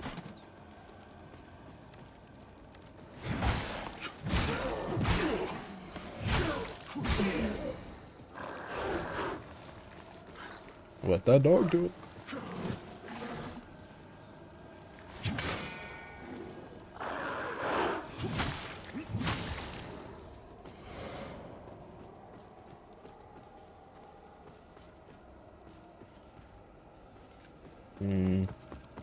I'm just gonna jump down because I'm pretty sure that's the shortcut ladder.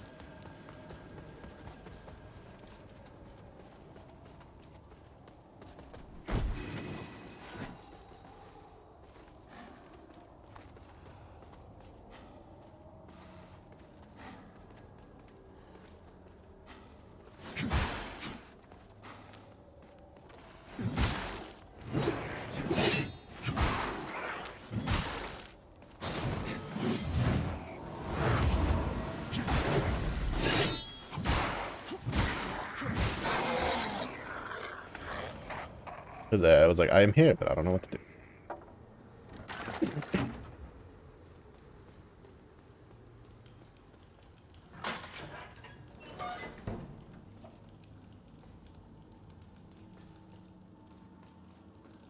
And this just leads to here. Nice. See if there's any like loot over here that we wouldn't have access to without jumping down. But yeah, honestly, like, even with it being a 12-turn cooldown, the fact that she gives herself a double strike, guaranteed triples, which, to be fair, I think the guaranteed triple can definitely be, death summon, definitely. I mean, it's not like a necessary push for an OTK. But can also give herself 2-hit flurry. Like, I can see her being used in, like, some of the higher OTKs.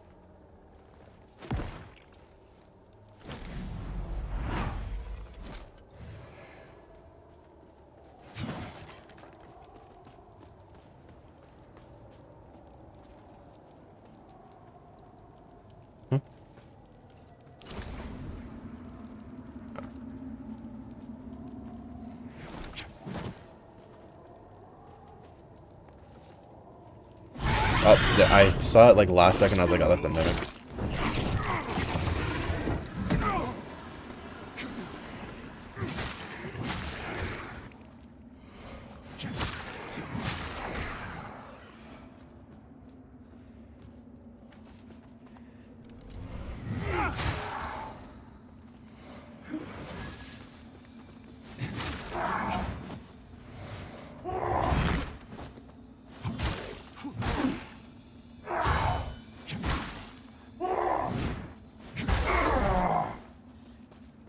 Yeah, last second when I went to go pick it up, I was like, wait, that's a mimic. Bloop.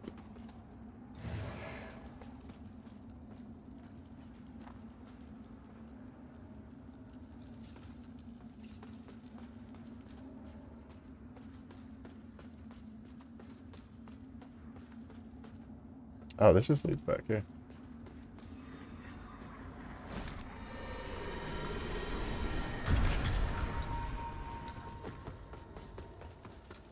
Wait, is that area accessible from... Yeah, it was. That area was right here. Oh, interesting.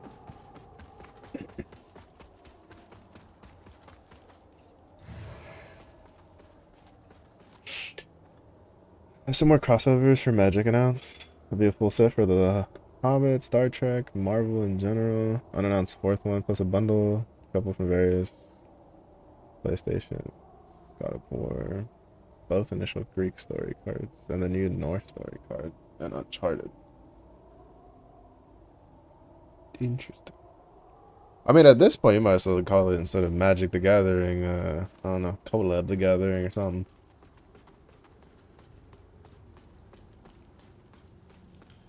I feel like there's gonna be more, like, non-Magic related cards than there are Magic related cards at this rate.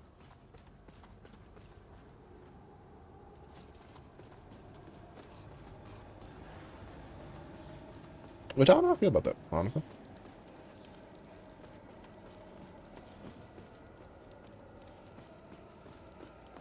Loot on here. Couldn't hurt to check.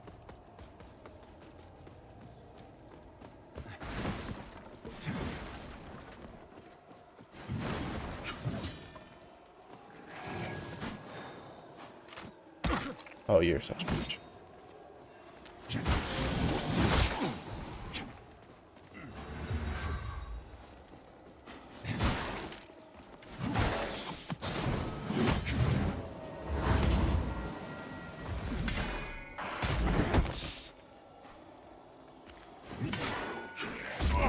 Oh my god, the backswing cut on that is so annoying. Okay. Honestly, the whole reason I'm even, like, messing up is because the stupid crossbowman in the back is pissing me off. Because the crossbowmen in this area hurt.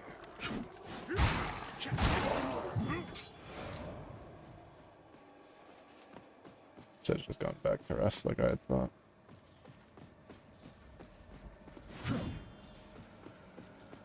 Of course, this isn't a shortcut.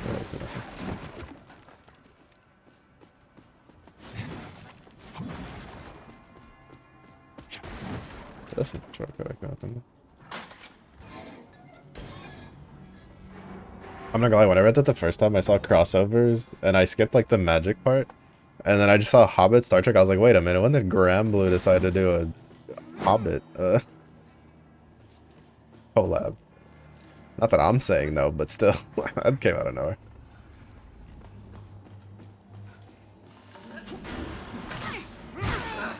Oh, so we got the Evangelion one soon now. Well, quote unquote soon, nothing like November, right? Something like that.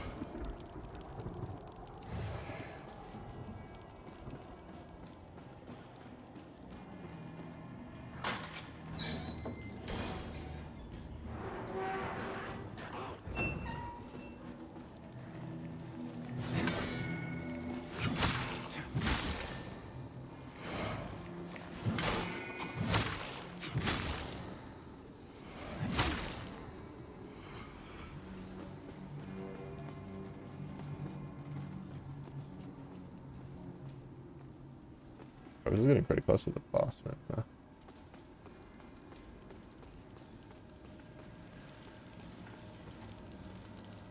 Of course it doesn't open from this side. This whole castle's just full of doors that don't open from the side that we're walking from.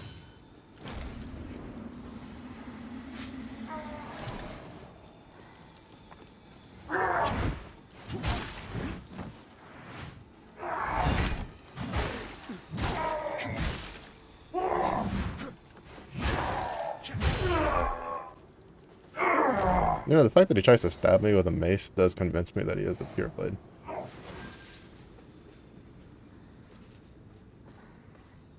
Which, don't get me wrong, getting stabbed by that would hurt.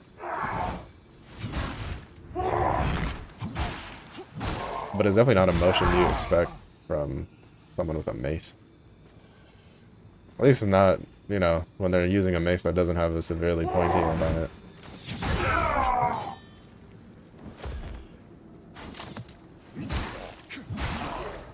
Because there are those maces, right, that have, like, the hella long spikes at the end of it that allows for the poke.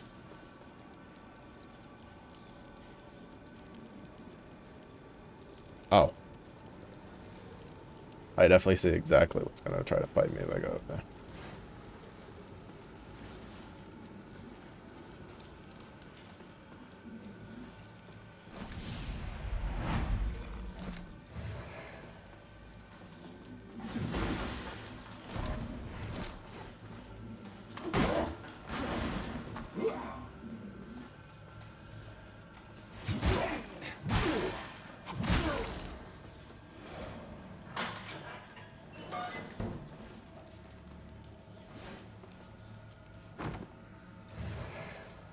Ring of Shelter. What does that do?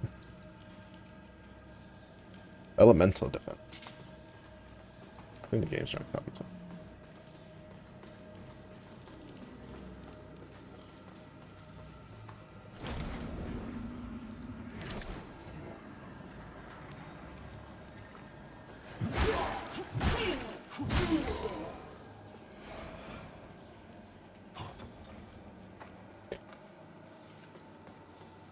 Keep already doing stuff like that because this 4 full sets mentioned are part of the release schedule of next year, and there's 7 sets on the schedule for it. 3 in universe set, on the 4 collab sets. That's insane.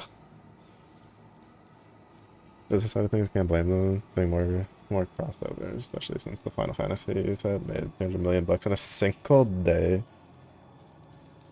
Yeah, I mean, like, on one hand, it's like, yeah, I'm not surprised. But on the other hand, it's also like a low-hanging fruit, right? Like, eventually you're gonna run out of, well, like, eventually you're gonna, like, lose your own identity. And at that point, it's gonna be like, why didn't you, like, you have to rename your game. You're not really very Magic the Gathering-esque. I was gonna say, you're gonna run out of stuff, but you're really not gonna run out of stuff. There's plenty of things to collab. As long as Marvel's around, especially.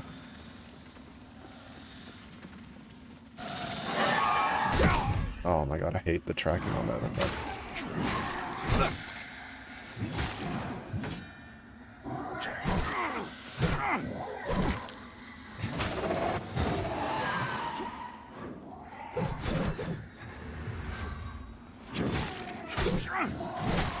I really don't like how hard the Reapers track.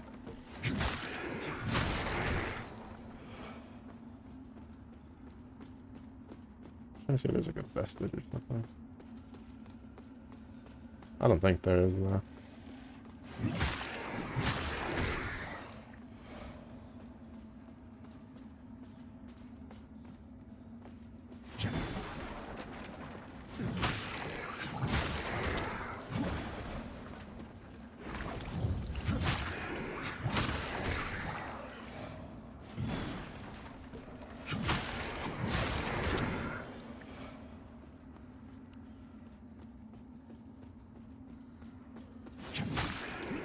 Maybe a shortcut there. But yeah,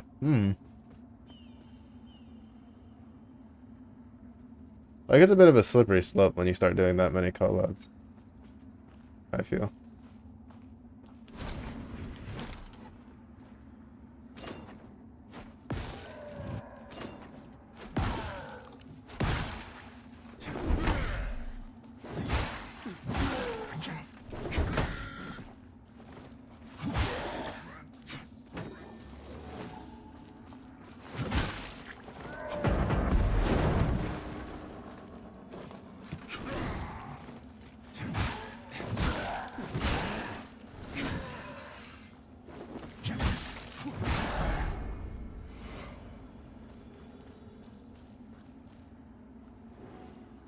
I don't know, part of me is probably also just slightly, what should we call it? Slightly miffed, because sometimes, some of the older gacha games I've played will have, they'll start doing a lot of, like, collabs. Which will then do limited banners. Which they'll then make really strong things for them, and then so I think like that's where part of my like apprehensiveness comes from in regards to that.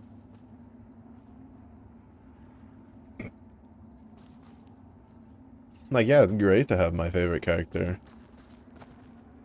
in the game, but at the same point, it's like I also have favorite characters in universe that I like.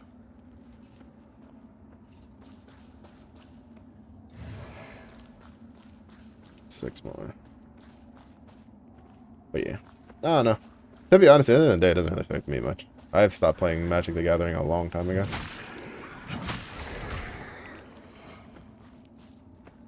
Is there any way to get down without killing this? Probably not. Oh, that dealt so much damage.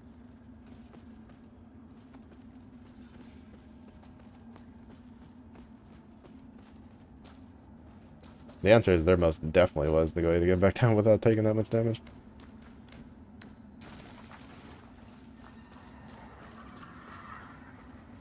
I almost missed this.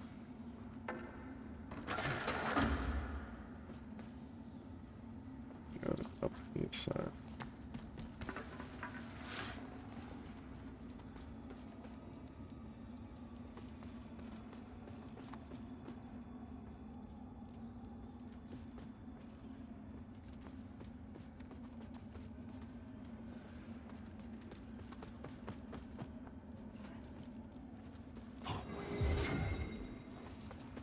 Kill that. Just ignore everything else. Just take our little shortcut. Go back and heal.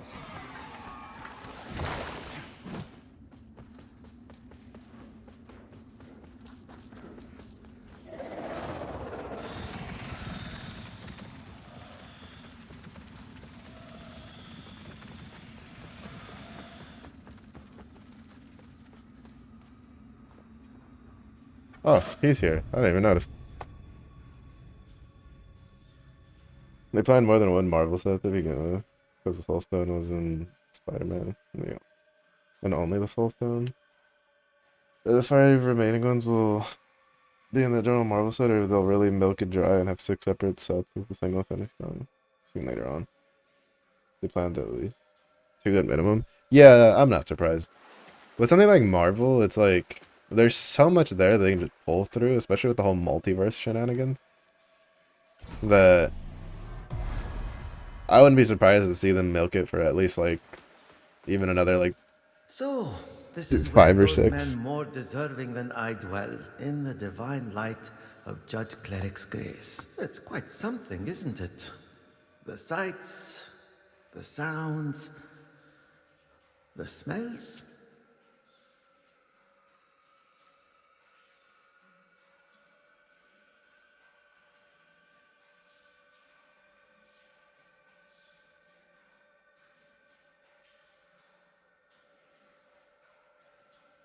Hello again, friend.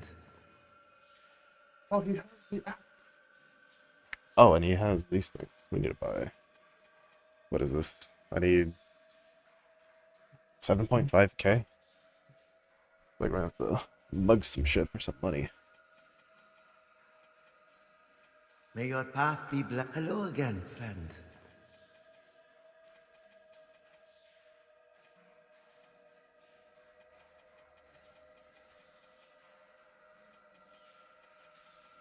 May your path be blessed. Time to go mug some bros for lunch money. Hi, buddy. Bring that ass here, boy.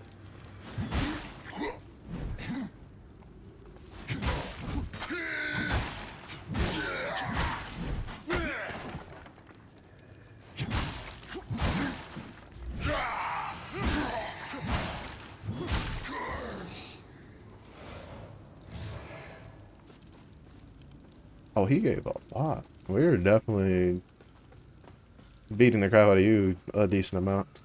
I did not expect him to give that much.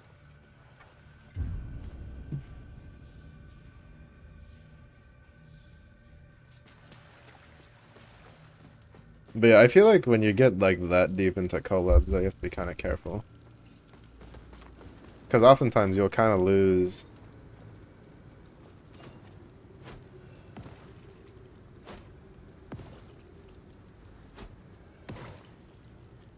your main clientele.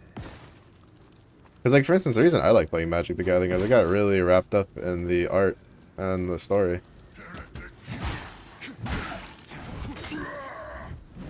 I used to collect the, I don't know if they still do them, but I collected a couple of the books.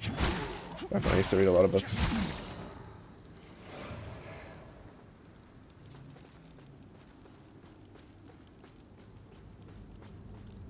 And they had a really good storytelling for the lore and stuff.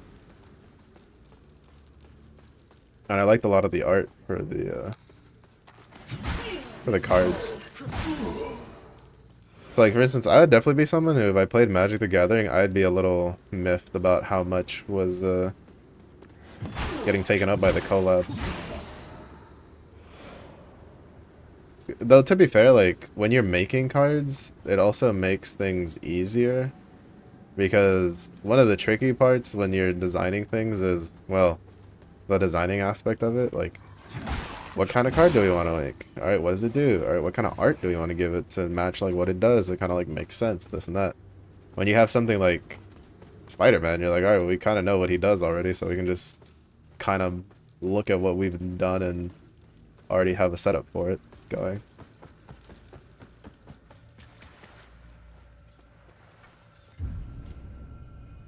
Star Trek collab was also known to be a thing coming. It only just got announced. Recently did a in-universe space theme set that came with the rule change for Commander. Rule being the vehicles and starships could be your commander. Okay, yeah, that's like a... that's basically being like, yeah, we're gonna do something Star Trek themed. Without saying we're doing something Star Trek themed. Because I can't think of another like space themed universe where the like the starships are incredibly important. Oh. Hey buddy. Have some Kool-Aid. It's the green one. Your favorite. You poisoned? Be poisoned! Be poisoned? Not poisoned. Be poisoned! There we go. Potion Master has given you his finest potion.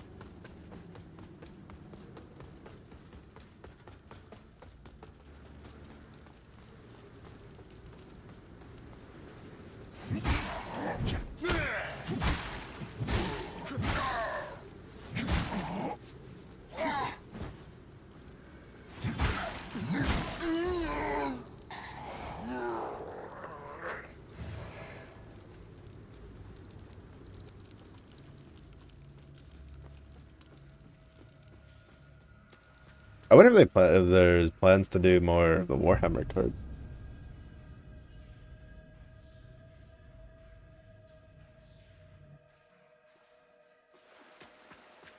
Honestly, I think that's like one of the only sad things about being a Warhammer fan is none of the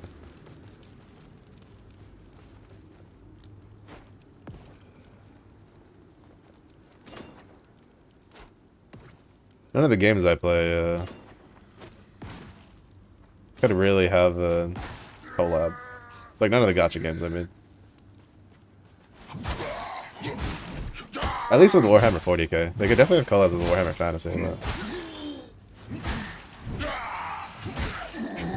considering that most of the popularity at the moment is with 40k, I don't foresee a Warhammer Fantasy collab with any game I play anytime soon.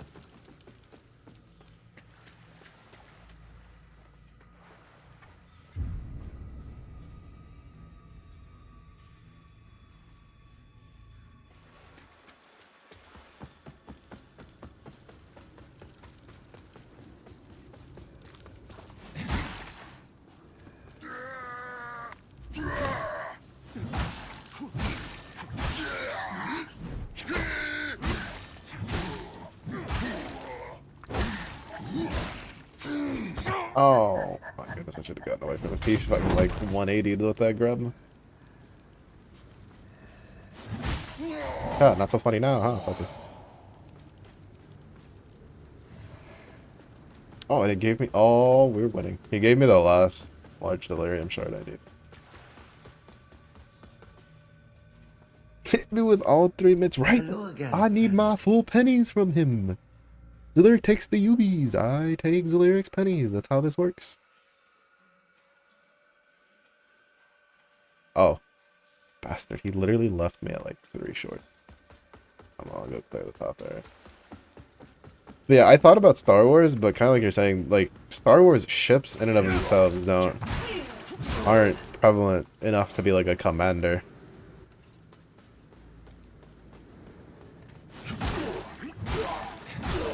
Like, if it was just the star, like the, you know, the space themed thing, then you could be like, oh yeah, we're definitely getting like a Star Wars one. But I definitely wouldn't expect a Star Destroyer to be a commander kind of deal.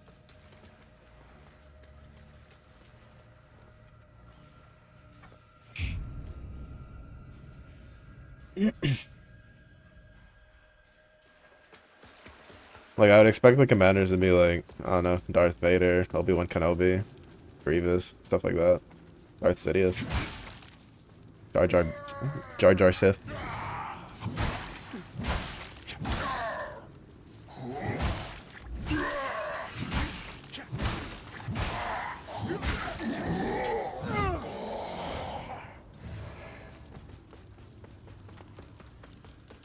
I need to kill him like a couple more times just so I have enough for the upgrade.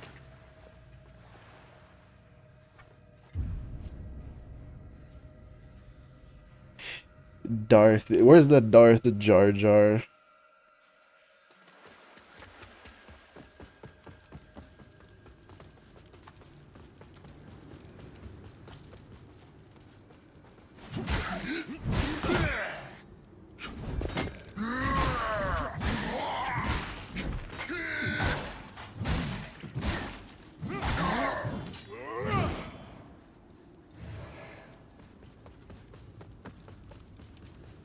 I don't know how much. To be fair, I don't even really need to be doing this. I can just use the animated vigor skulls that I've been Hello again, friend. hoarding forever.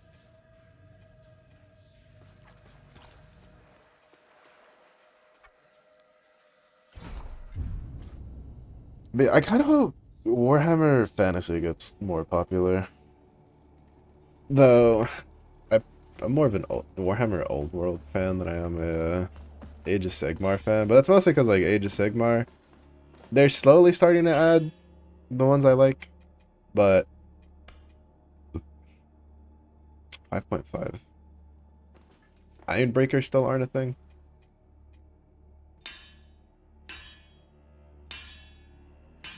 I will say the orcs in Age of Sigmar are pretty sick, though.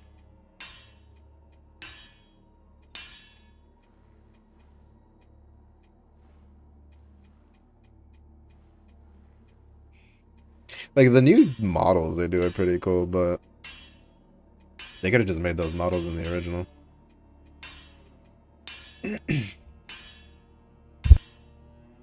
It's also just really weird, because they're like, man, we're gonna go destroy Warhammer Fantasy, the old world. And then they made Total War Warhammer, which is based off of the old world, not Age of Sigmar.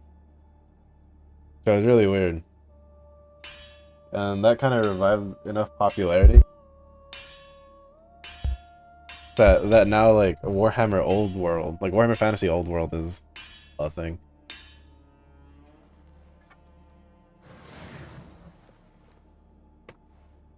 Oh man, why would you close the inventory after that? Leave it up. Use several.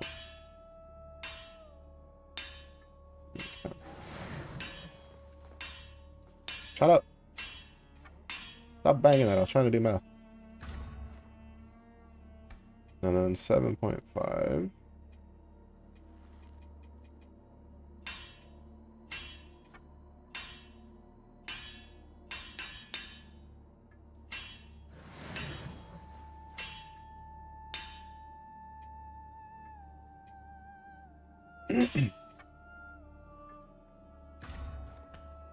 Oh shit. That's a fully upgraded weapon. Honestly, I thought we would have another level past that. Well, we're done worrying about our weapon then. Sure. That means now we can just get beat up. And we can't blame anything but our skills.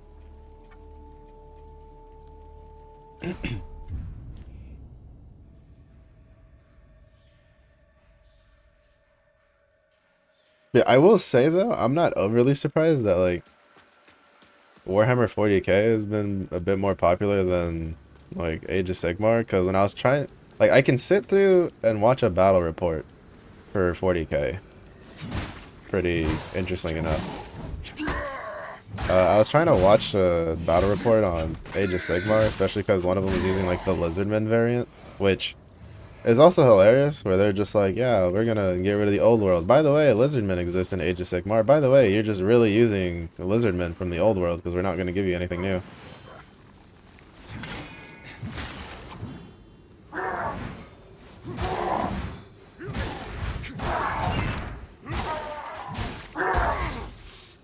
I was hoping I get one more swing in before he did that. And it's just like, huh. Okay, I guess. They did just release a cool, whatchamacallit? Oh, I forgot about these, dude. A cool Chaos Dwarf model faction. What's up, buddy?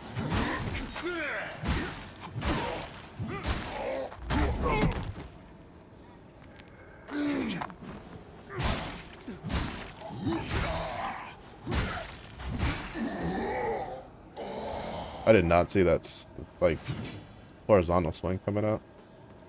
I just took it to the face. Like a man in pain.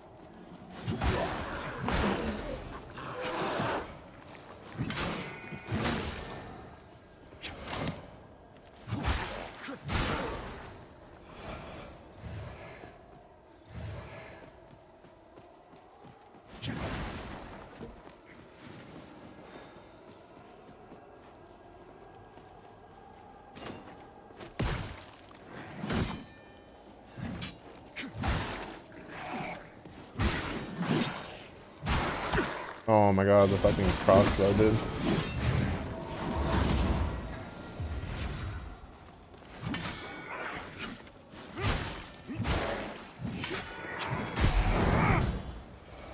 I was hoping that if I backed up fast enough, he wouldn't, like, come over. But that's not the case. I'm Medge. I dislike that the crossbows are being historically accurate anti-armor weapons.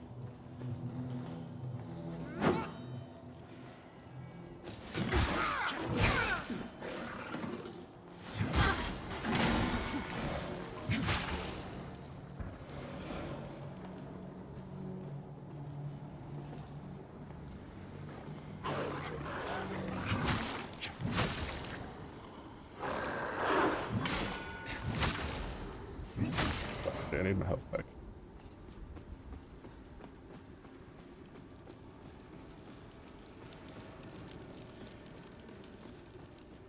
That's a mimic.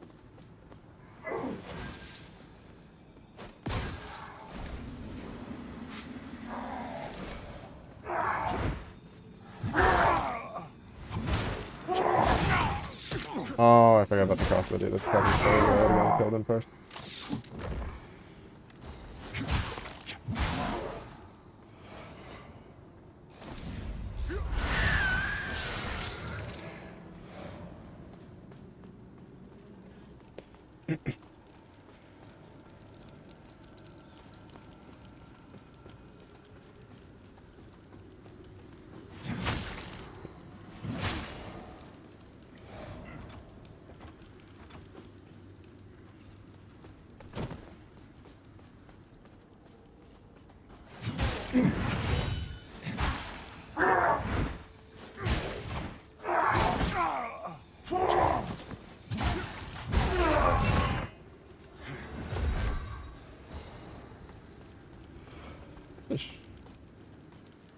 Obviously, there's no way.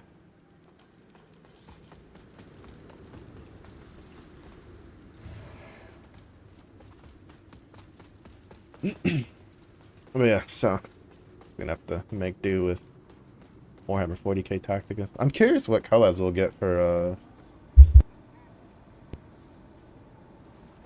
7 nights. Because before we had Devil May Cry, Tekken, uh, Blaze Blue. I'm like 90% sure these guys are gonna come alive to fucking fight me.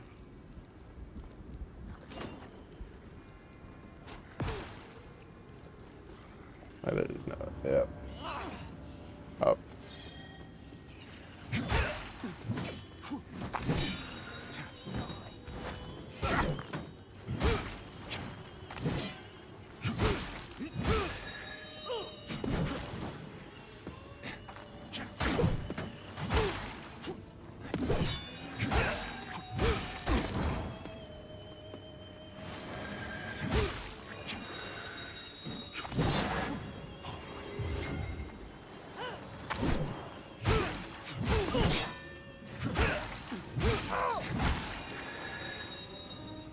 Oh, please don't tell me I have to kill them both at the same time.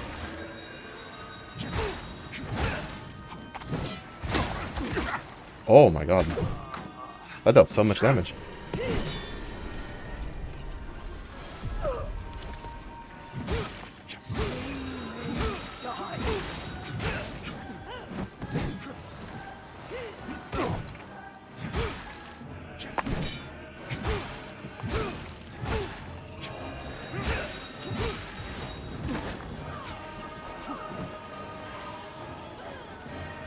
Okay.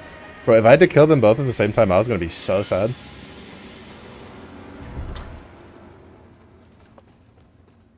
I was gonna be so sad.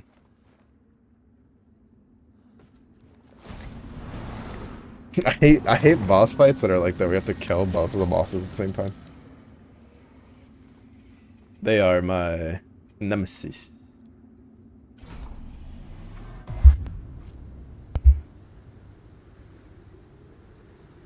Because I am very much a divide and conquer kind of player. Let me go kill that one thing, let me go kill the other thing. I'm not gonna lie though, I was expecting like... Even when the boss's names popped up, I was expecting all of them to kind of... Like, I'd have to fight through all of them. I did not respect the spell that one dude cast though, and I definitely paid for it. That spell did some nasty work.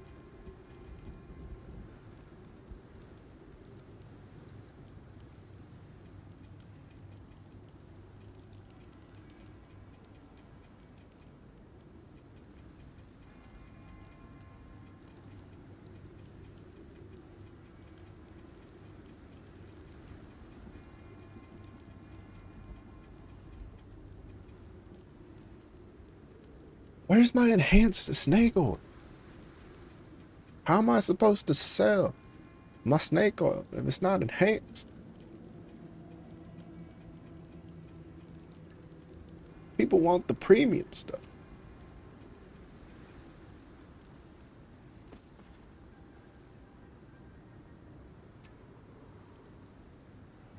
No.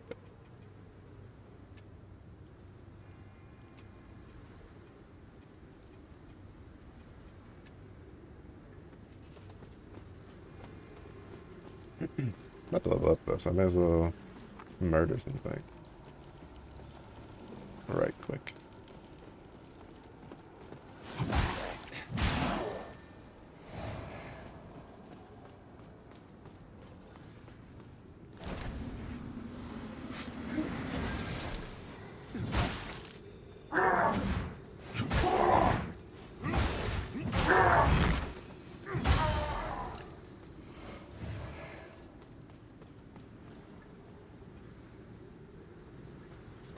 $500.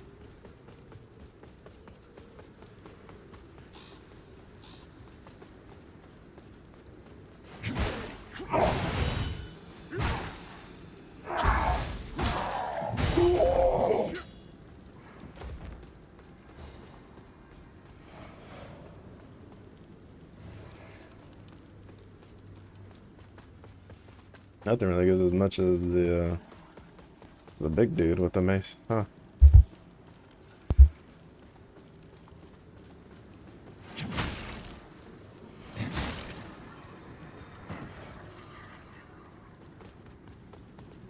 Pretty sure that's still not. No, still.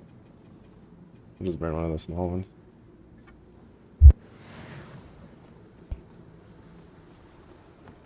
I like how they didn't copy the kicking of the ladders to like make them drop down, but they use basically the same animation of when you're consuming souls.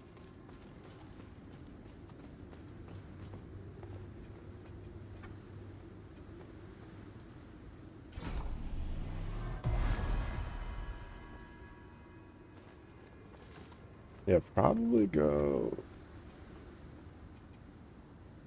Yeah, probably 30 endurance and then go to like 55 strength after. I don't really feel like we need too much more HP.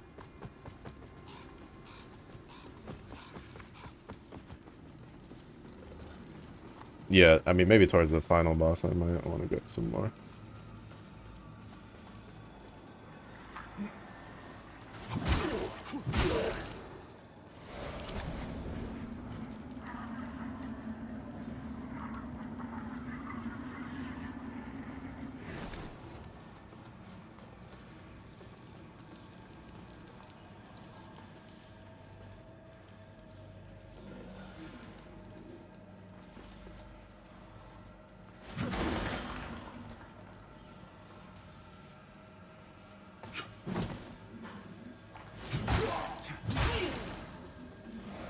I don't think there's anything over here that was worth.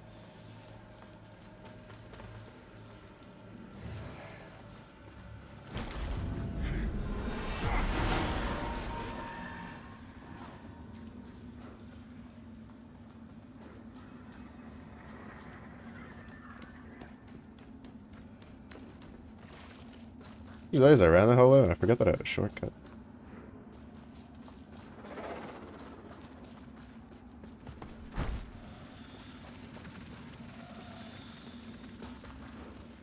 Forgot about that, dude.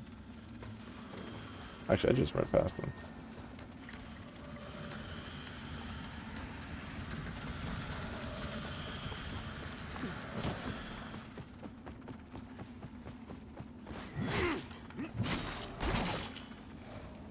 Even though I don't think this is the way forward anyway. But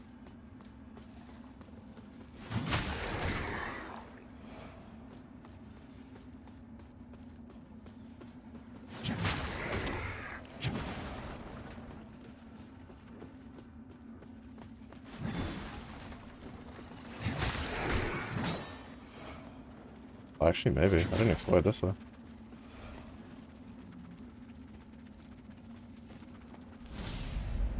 That would be the key I was looking for.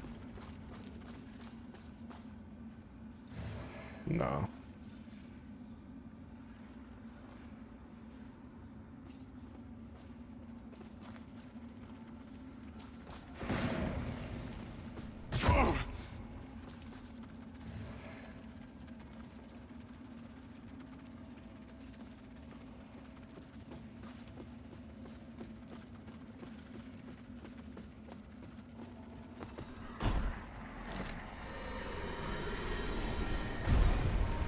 Definitely was the way forward. At least.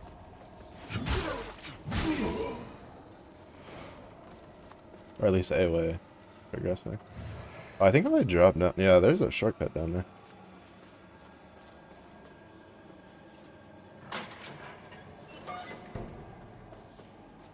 Okay, cool. And this opens this one.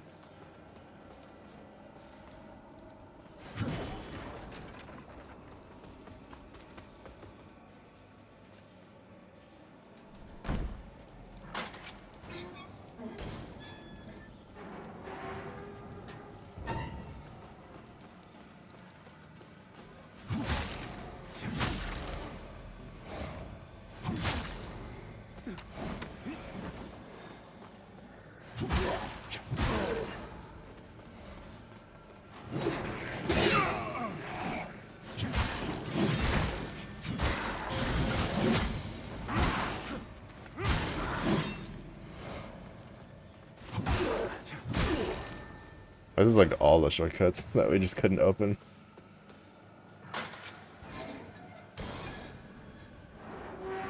He won't turn around, right? No, he's too busy. He's too busy looking somewhere else.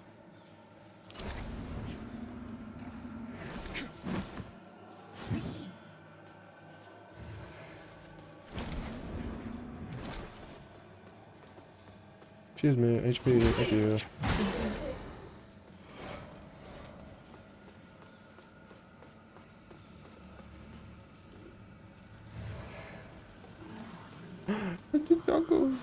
Sorry, dog, I don't want to do this, but the game's making me have to regain my HP.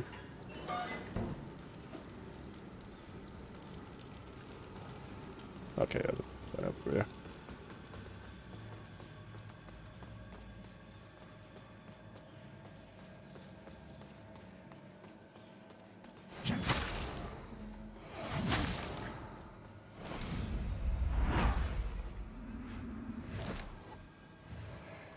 There's the key. Oi!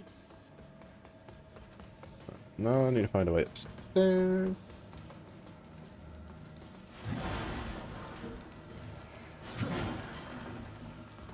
Which I think was over here, just to make sure there's no loot.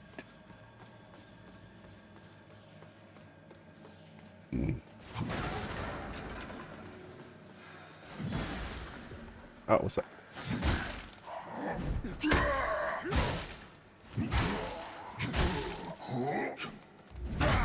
Damn. My dodge, like, kind of freaked out and just did not want to dodge around him at all.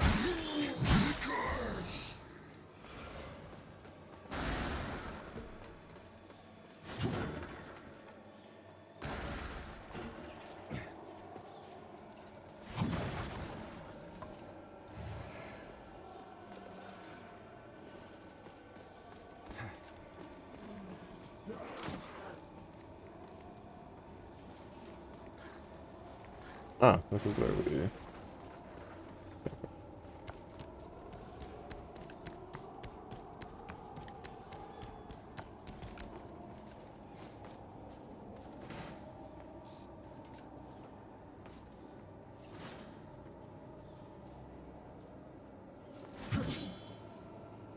He is dead.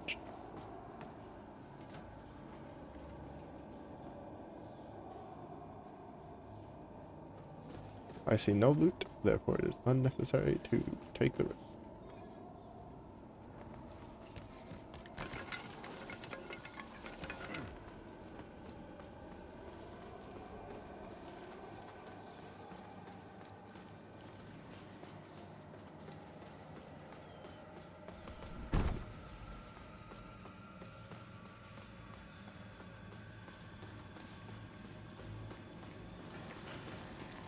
Alright, so we'll open this. Well, actually, no, we'll go check the one downstairs. I feel like the one downstairs might be a shortcut.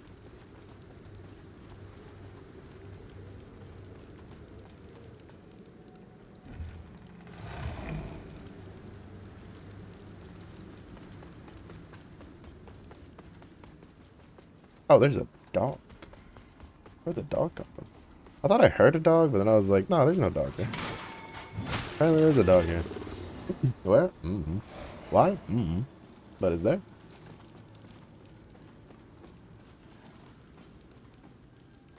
I thought this might have been like a boss room or something. Still might be a boss room, honestly.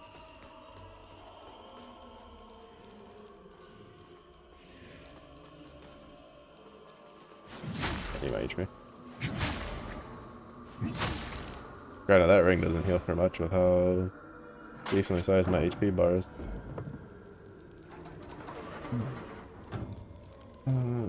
This is a shortcut. Question mark? Oh no, that's definitely towards the boss.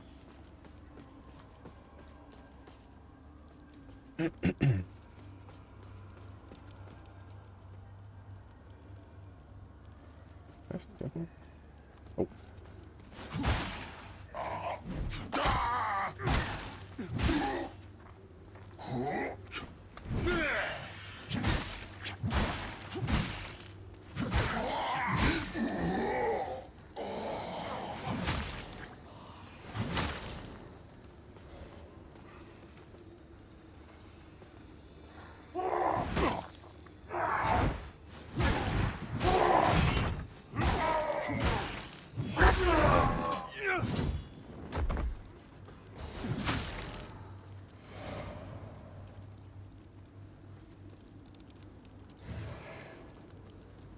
Kind of confused what the point is.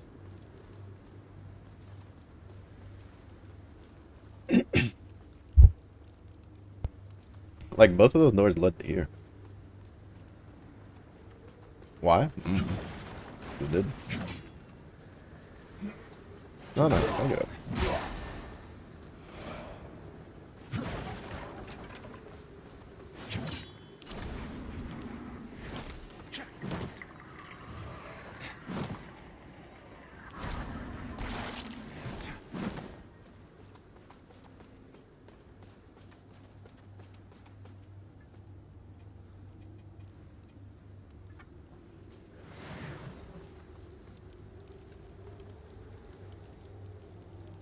Should get me pretty close to full now. Nice.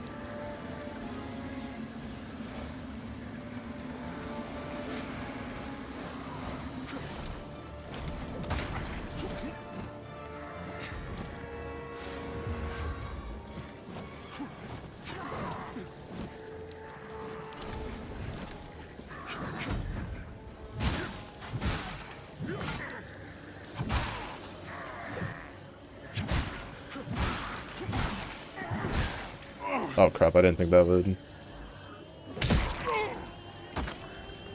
I saw the, like, the hand motion, but I didn't think it would, kill me.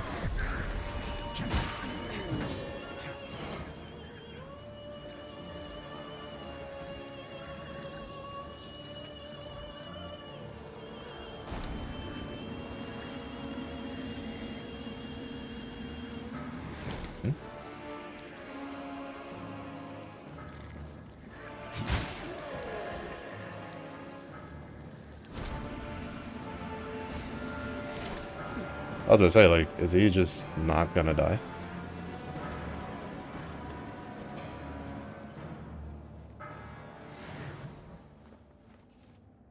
I was very confused. I was very confused.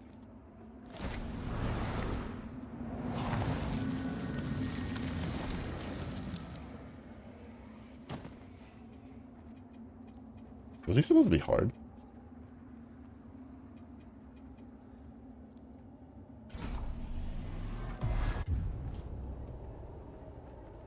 No, there's no way. He's not like the actual boss. Because he didn't leave a thingy.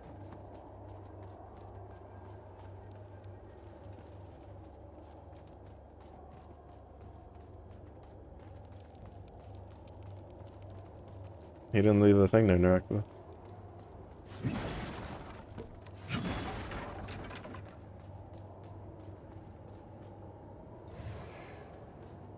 Braided ring. Summon allies can use more ranged attacks before disappearing. Speaking of, let me put that back. We're about to go into a boss fight after this.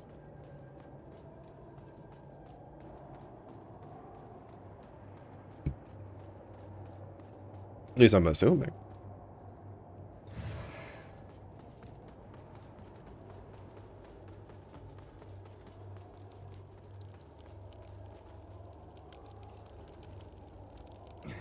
Never mind. No, it still might be a boss fight. So what is the stats on the helmet?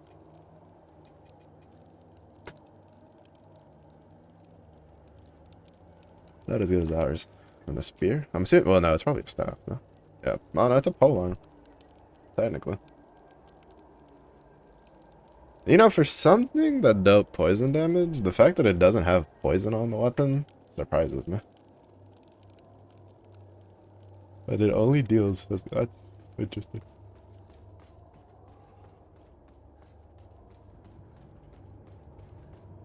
Honestly, I wouldn't have expected the halberd I'm using to be poison damage compared to fighting that dude, because I don't remember the whatchamacallit? The knight, the tree knight having poison on his attack.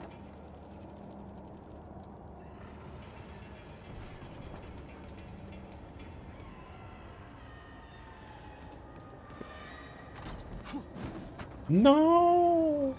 Oh, they did that on purpose, didn't they? I just realized. Yeah, the gate for this is different from the other ones. The gate for the other one's usually shut, like, vertically. This one shuts horizontally, and I think it's specifically so that you... If you don't want to have to, like, wait, you have to, do the seedling. But I really don't want to waste the seed vestige. I'd rather just wait the full thing. Oh well, that's what it is. I kind of wish in these games, the lever, you could use it to send the elevator back down. Let's see if it works here. Oh. Oh well.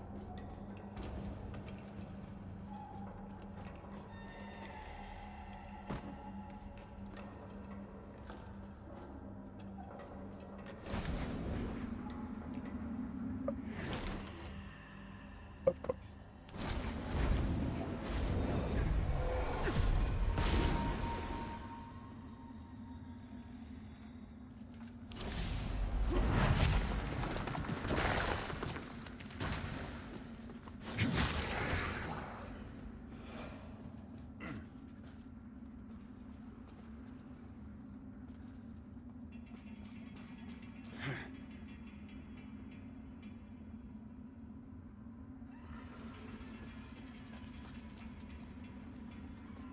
Hmm? Oh. There's a ladder.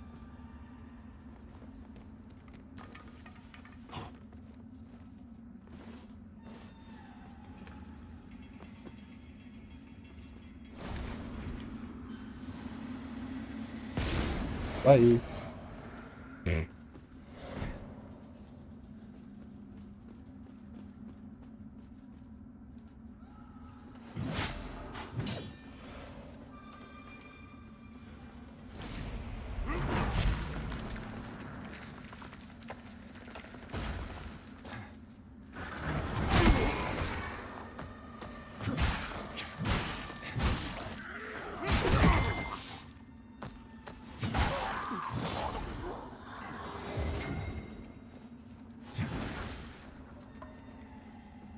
A bomb.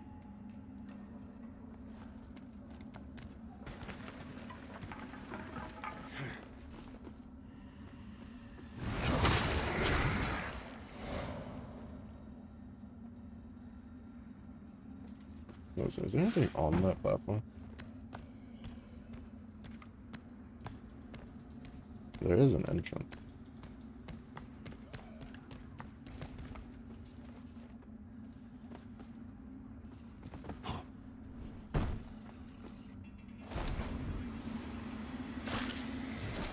We'll heal. Nothing we actually needed though.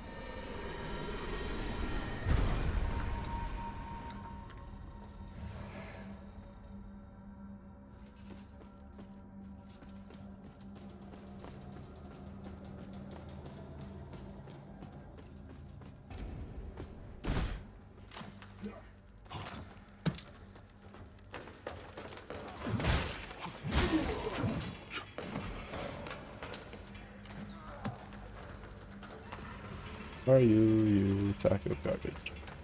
I'm here to kill you. Oh, this one actually runs away from me.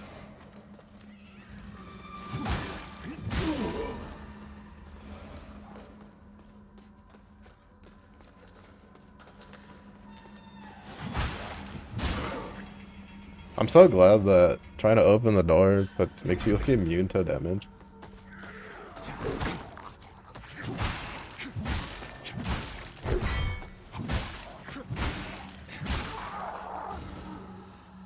But I tried to see if I could open that door, and I realized as I was doing it that there was like enemies trying to kill me. Yeah, that should be this one. Nice. We're looking for heals. We've only used the one.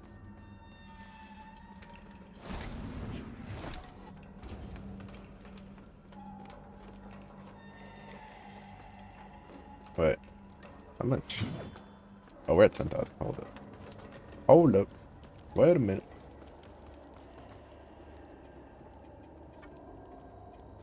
Want more damage. I was gonna go for like 30 endurance and then go to like 55 strength, but I kind of just want more damage.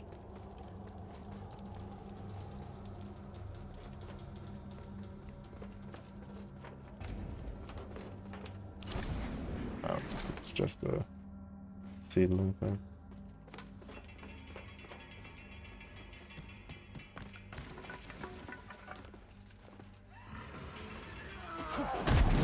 Oh.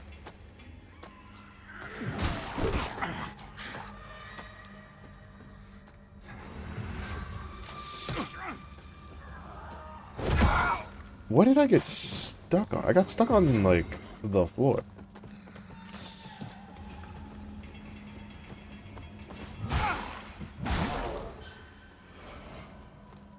Mildly annoying.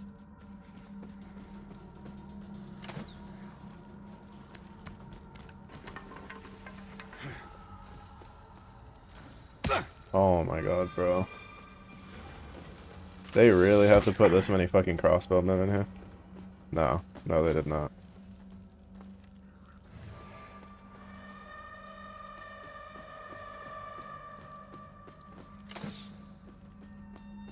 I might have actually had some choice words if that was a mimic.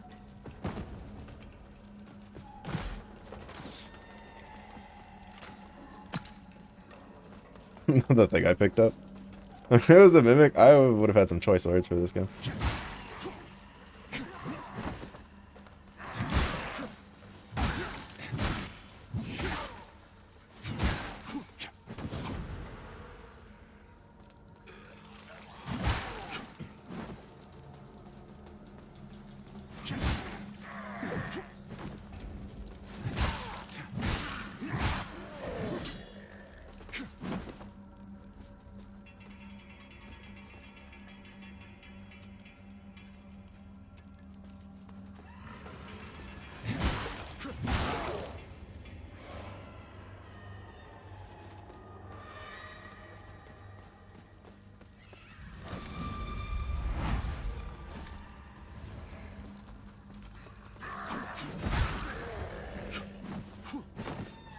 He wasn't dead yet. Oh, I guess the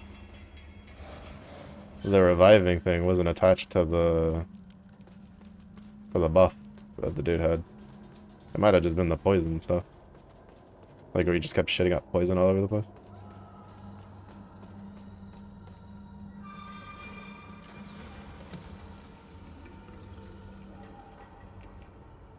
Oh, you dirty brat.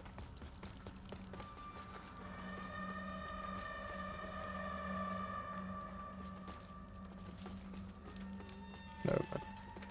I'll let him live to see another day. For now.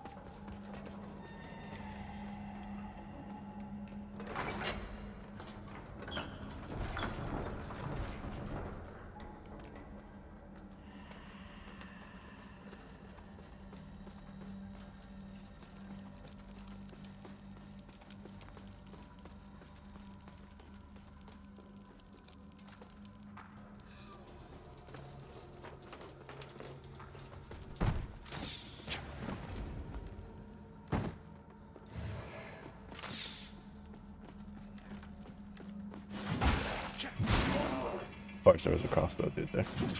I went there, man.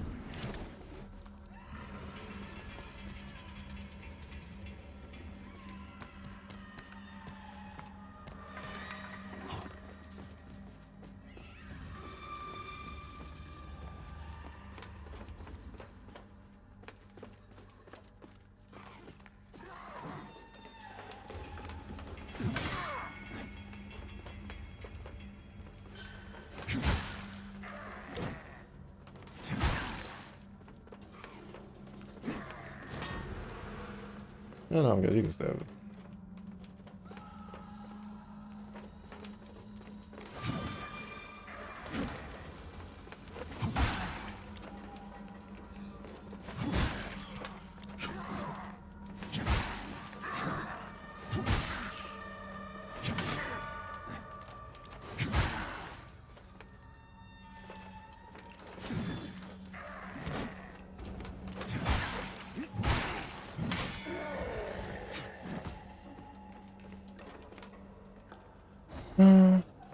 Oh, he died. I wonder why sometimes they die and then sometimes they just revive. Maybe I didn't actually, like, kill that one dude's HP.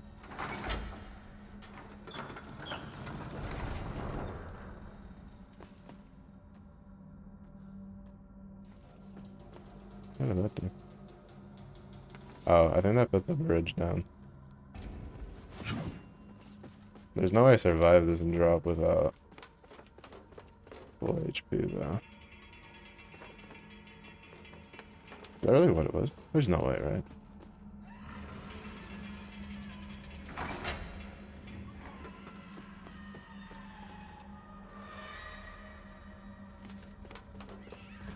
Oh, there it is. I was about to drop down like a moron. I was like, do I need functioning legs?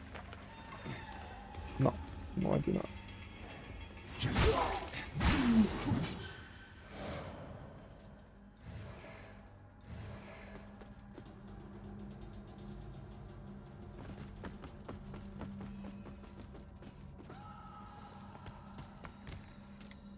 No, no.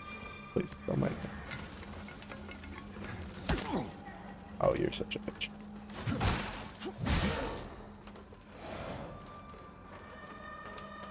Oh, I might have to still go fight that dude.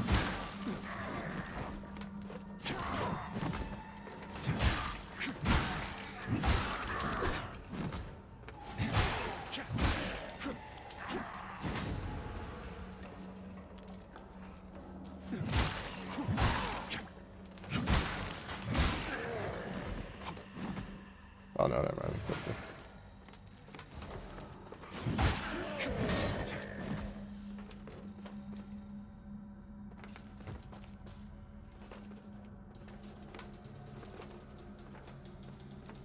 I'm waiting because I couldn't tell if I got souls from both of them. No, that one's still alive.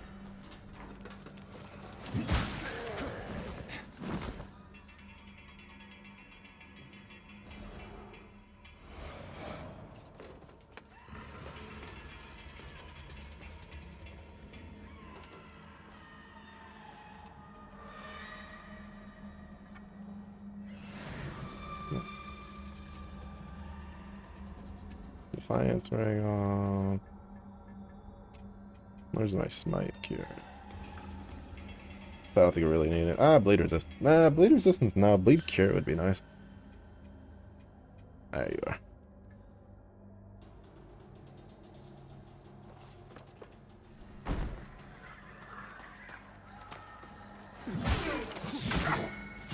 I thought, honestly, I was so prepped for that to just be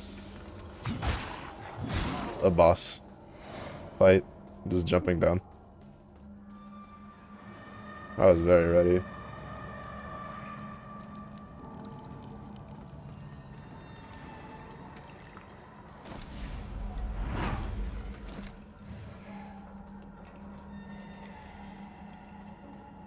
Is this a shortcut?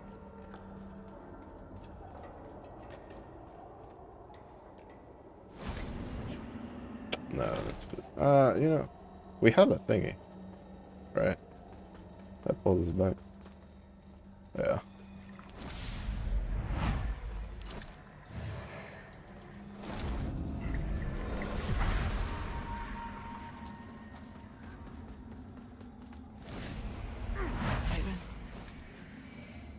Byron. He passed out for a moment. Oh, sorry. That bastard Tancred got a bit carried away during our last chat. But it's for what he's done to you that I'm gonna kill him. Oh, forget about that. Do you regret it? Regret what? Us? Oh, not for a single second. I wouldn't change a thing. Not even the capture and the torture. Aye. All right. Maybe that.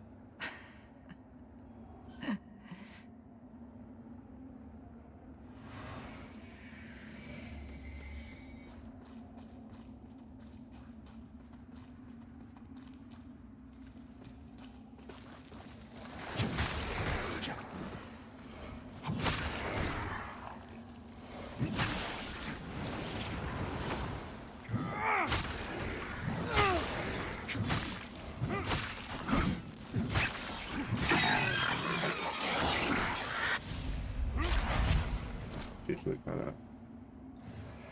Yep. Saintly Quintessence. I think if we get one more, we can upgrade our healing again. Oi! Be gone.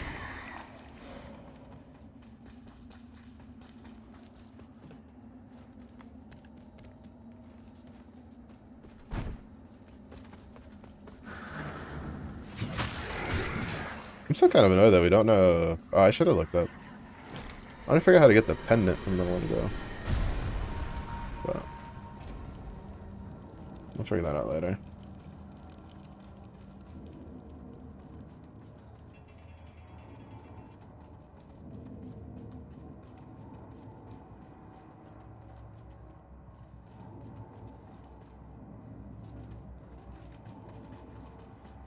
I'm gonna run the risk of using this.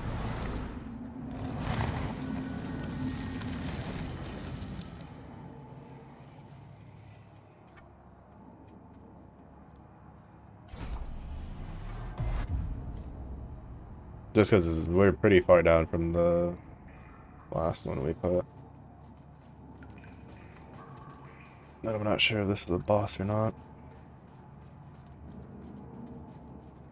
I say it looks like we're kind of moving towards the boss arena, so yeah, okay, I figured.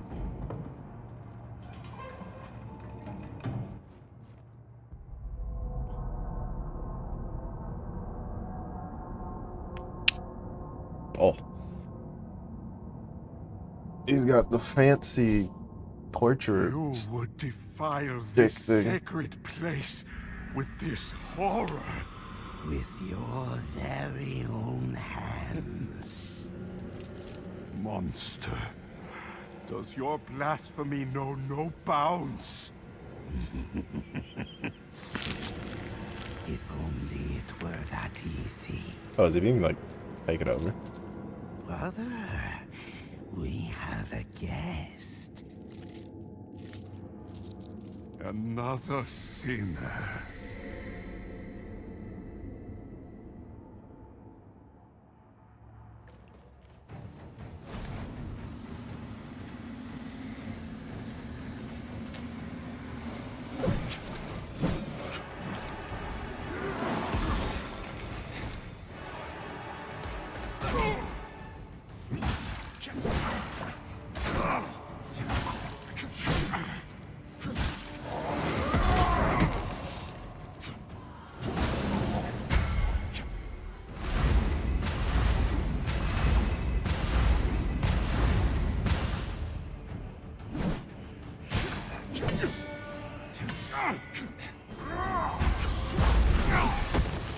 Oh, that one hurt.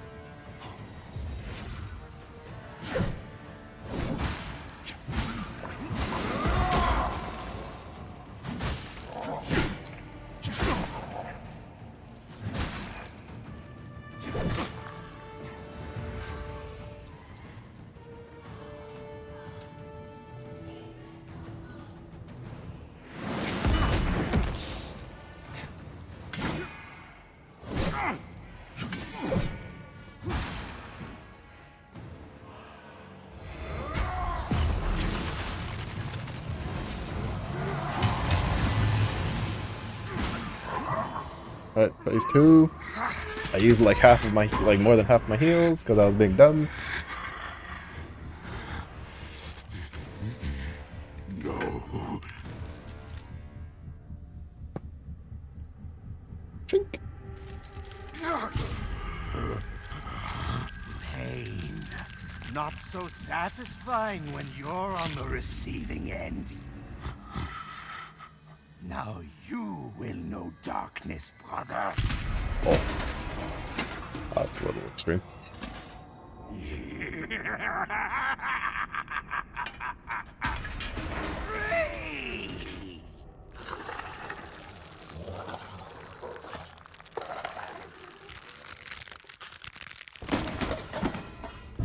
Um.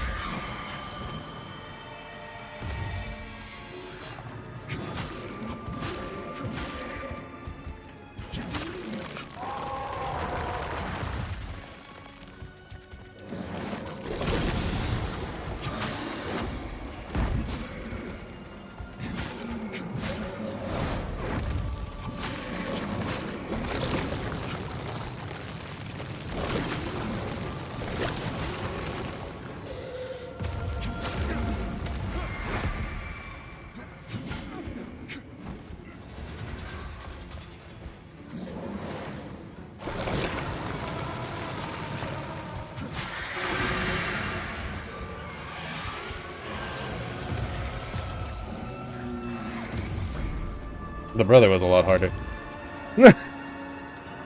the brother was a lot harder. Like, not even close. The only thing that caught me off guard that I think is what almost killed me was I think the when he did the lava puddle on the ground, even though the effect was gone, I think it was still like an active hurt box. You see it in their eyes, don't you? Be quiet. You can strut around in your grand armor with your imperious voice and your oh-so unshakable faith. And you can maim and murder anyone our little Blackheart desires.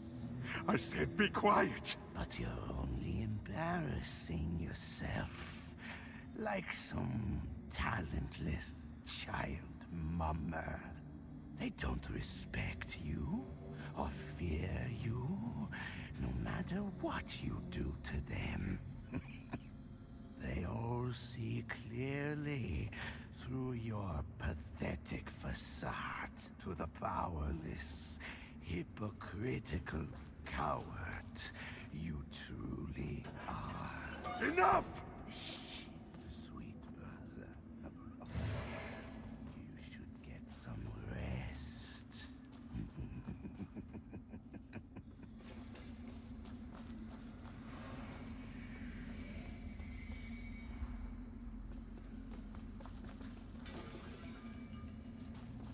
So, demon brother split personality thing going on there? Question mark.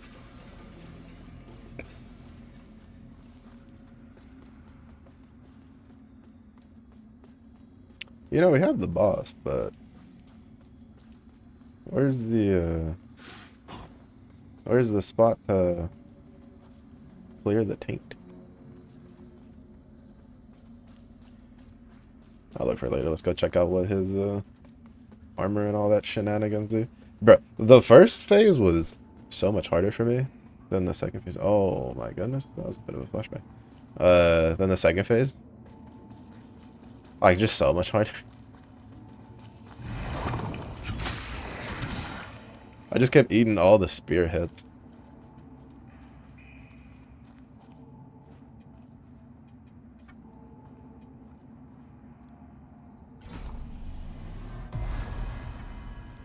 Just kept eating everything. And that shield. The shield.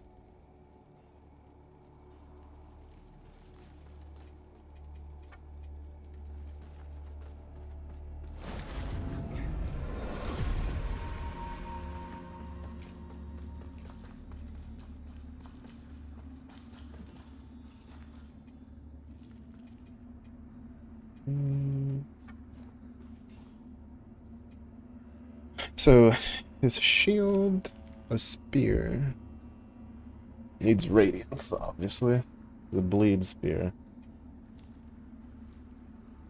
I have his gauntlet.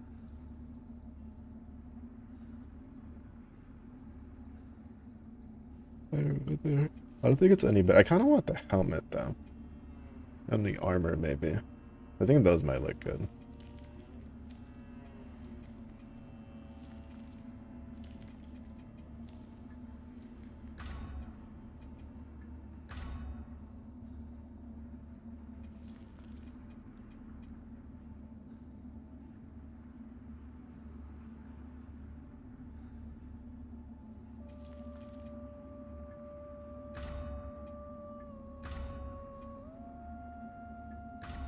I'm kind of sad that we couldn't get the helmet for the Hushed Saint. But I think it's supposed to be like a Dullahan anyway.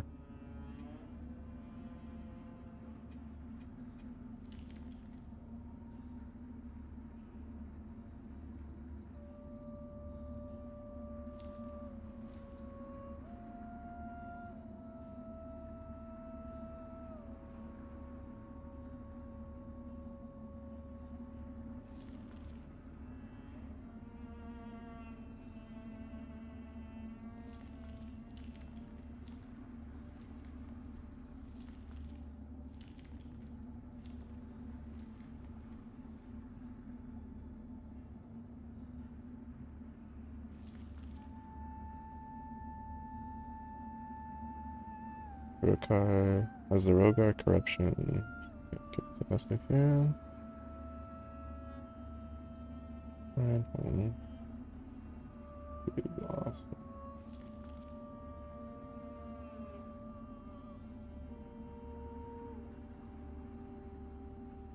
Oh, some of his brother was sharing a body.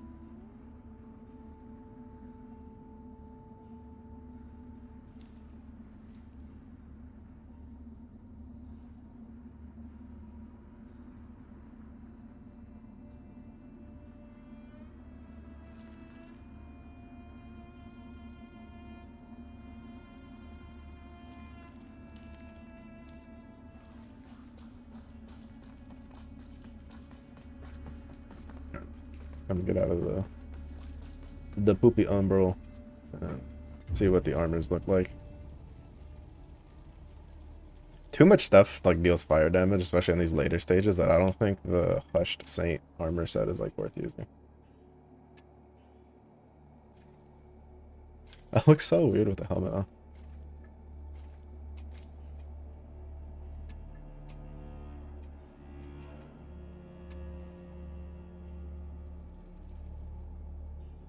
I don't know why they didn't give us the Hushed Saint helmet.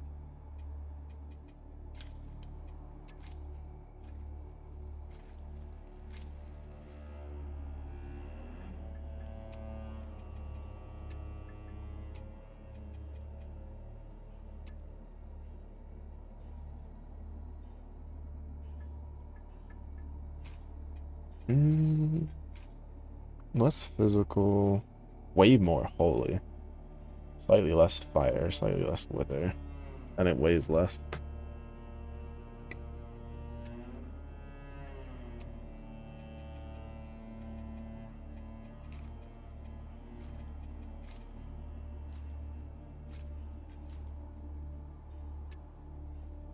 Yeah, let's look at what we're wearing for now.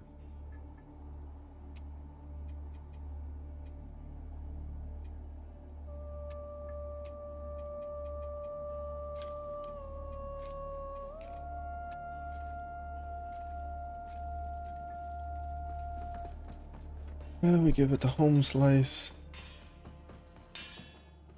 The final With that tablet, Galinda will have no in my possession. It will allow me to finally cast off these shackles. We got a free All Sparky, I my boy. ask for, traveler, is my freedom. You shut your mouth! Don't do anything foolish, human. Not when we're both so close to getting what we want. Just think of the power Gerlinda can give you. Oh no. I'm chilling. No! You have my thanks, traveler. The unending marvels of the infinite are once again mine to explore. And to you, I owe my renewed fortune. My knowledge of runes will be in far better hands with you than Gerlinda. So, I offer it to you freely. Now available adventures. Bro, that's such a win. Gerlinda, for your actions against me, I could subject you to punishments even your twisted mind cannot fathom. That's a W. But I have a life to live, and you will seal your own fate by and by. As for you, traveler, may you fare well. Get back here, you bastard! You belong to Gerlinda! Fuck! You little shit! Think you can stab Gerlinda in the back? I mean, I'm pretty sure I stabbed you in the front, but you know. All that work, and he just drops the knowledge into your brain like that. Maybe Gerlinda should crack open that skull and see for herself. Would you like to go? But Mano. Gerlinda still got most of what she came for. And in the end, business is business. So, Gerlinda's services are still available to you, but for a new special price. If you're not here to spend, fuck off. She really doesn't like us. Ah, you again.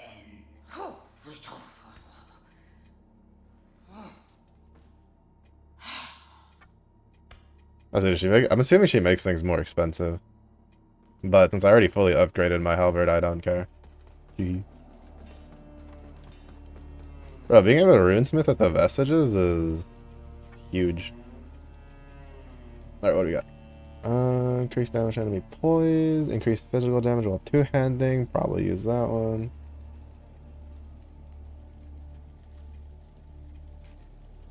Increases physical damage. Maybe use that one actually.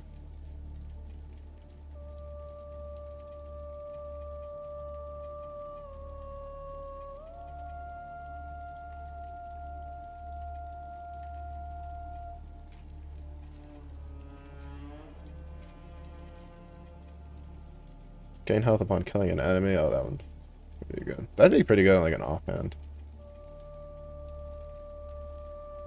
Gain mana upon killing an enemy. Increases rate of ignite build though.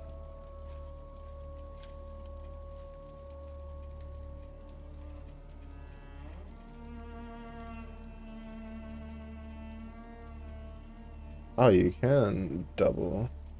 It's not good. I just don't know if that one's better than just doing increased physical damage.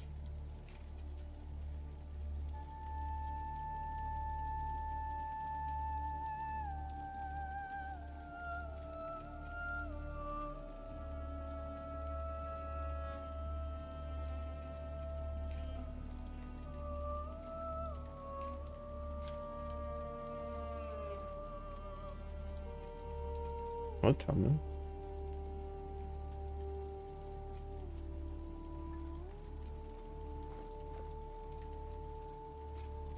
Okay, so 269 plus 297, which is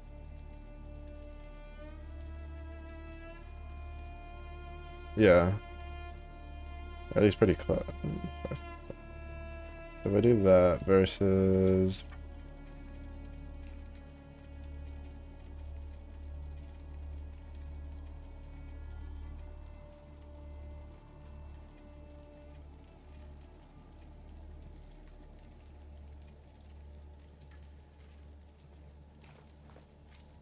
Okay, that didn't really. At least on the tooltip, it didn't change anything. So I'll just put the other one for now. Because it's either that or it's the. Or I do the reduce weight. Well, to be fair, it could also just be the cap is non-existent. But there's also this one. But I don't really care for it because we're pretty like we're sitting kind of pretty and the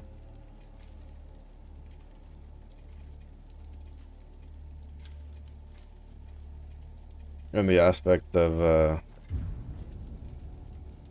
like weight. Like we're not gonna get any lower than medium. I feel like wearing heavy armor too much.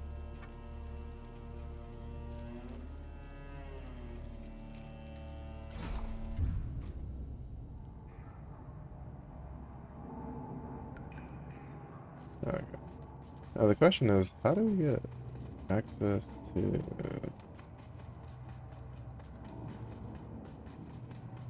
Where'd it go now?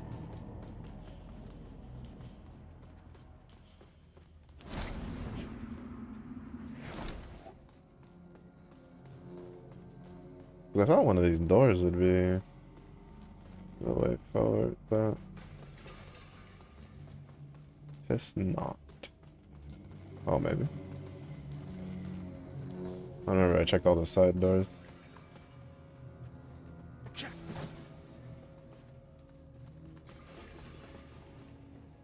Yeah, I checked all these doors. But the fact that we got a key from him tells me there's somewhere that was not openable that I didn't interact with that should now be openable. Jeez, that flashback. The question is, where? Because I don't remember running into a door that I couldn't open.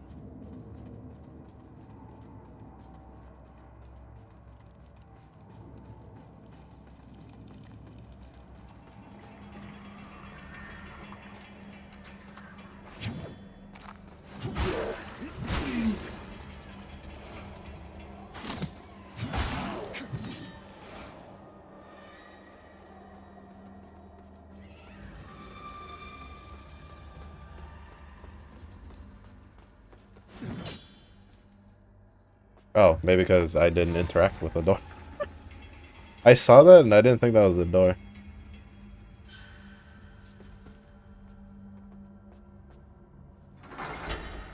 Oh, this is one of the full lever ones.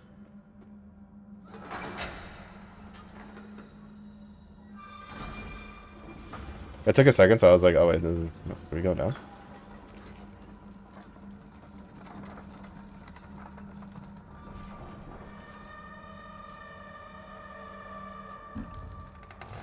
Yeah, I didn't interact with any of those doors because I thought they were, they weren't... I didn't think they were doors. I literally thought they were just walls that looked slightly different. So I was just like... Okay.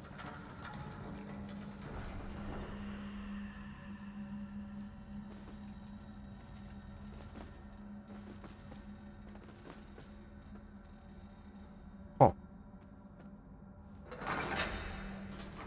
So do we go up twice? I also like how they were nice enough to put arrows. Wouldn't want their own guardsmen to forget.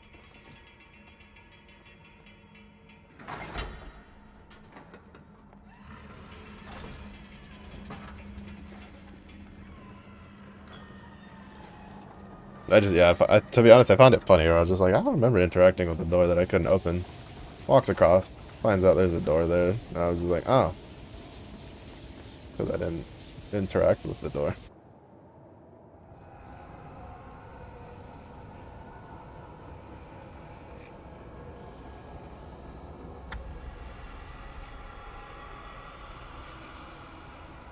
Statue doesn't look like it's having a great time.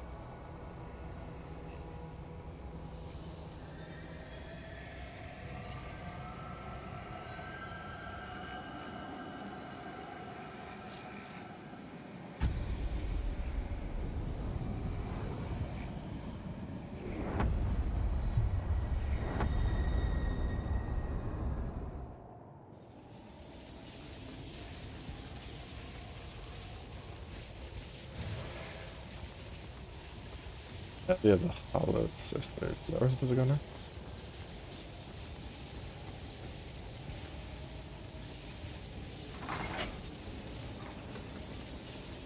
I think I'm wearing the best fire stuff, no? No.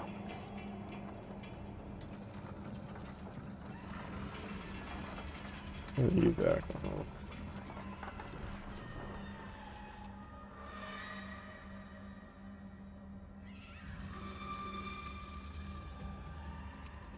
Mostly because I feel that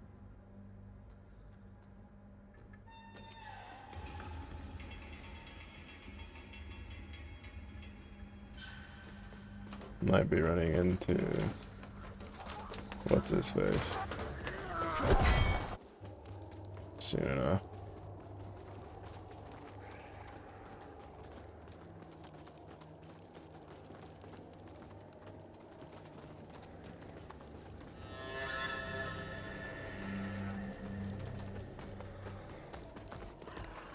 Oh, so I'm just gonna go back inside and go all the way down.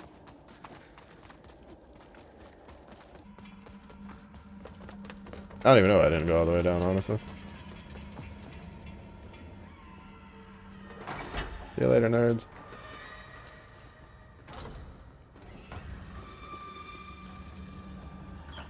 I'd rather wear the other armor set though. Looks slightly cooler.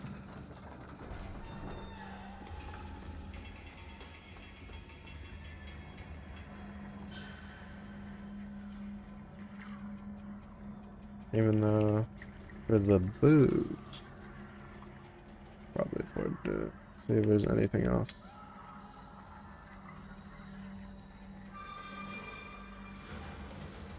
No.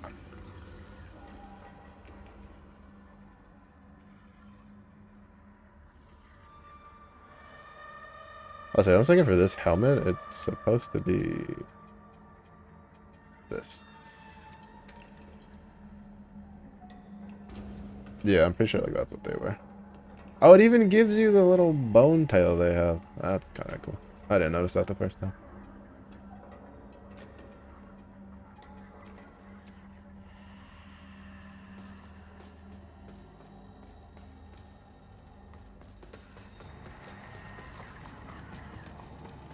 I did not realize that it also gave you the bone tail.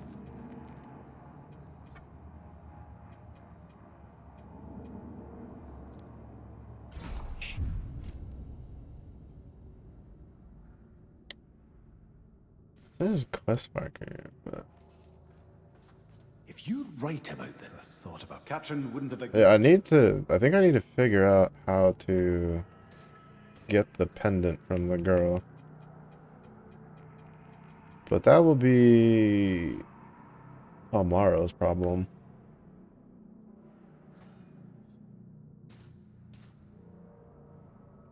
I think that's where I'm gonna call it for the night. How close am I to upgrading? Not too far.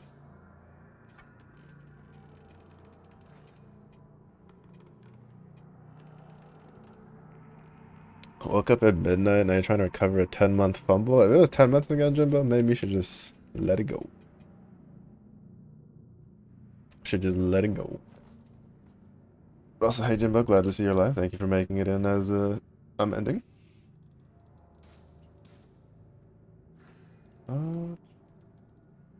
Let's see. Yeah, so hopefully my plan is hopefully try to finish this game before next Thursday. So that way with Blue Protocol can play that for a couple days. Probably leading into the weekend. And then, you know, maybe depending off of that, maybe we'll play that for like a week or so, or I'll just go straight into Space Marine 1 and then 2, which I've also been really excited for. It'll work, trust. Jimbo's about to go back to his heartbroken era. But thank you everybody for watching that. I do appreciate it. I feel like we're getting pretty close to the end. I've had a good time so far. A couple like bullshit moments here and there, but that's just how these games work. But if it's early day, if you have a good day. If it's late day, hope you're swell. Stay safe, stay hydrated. I'll see y'all on the next one. Bye bye.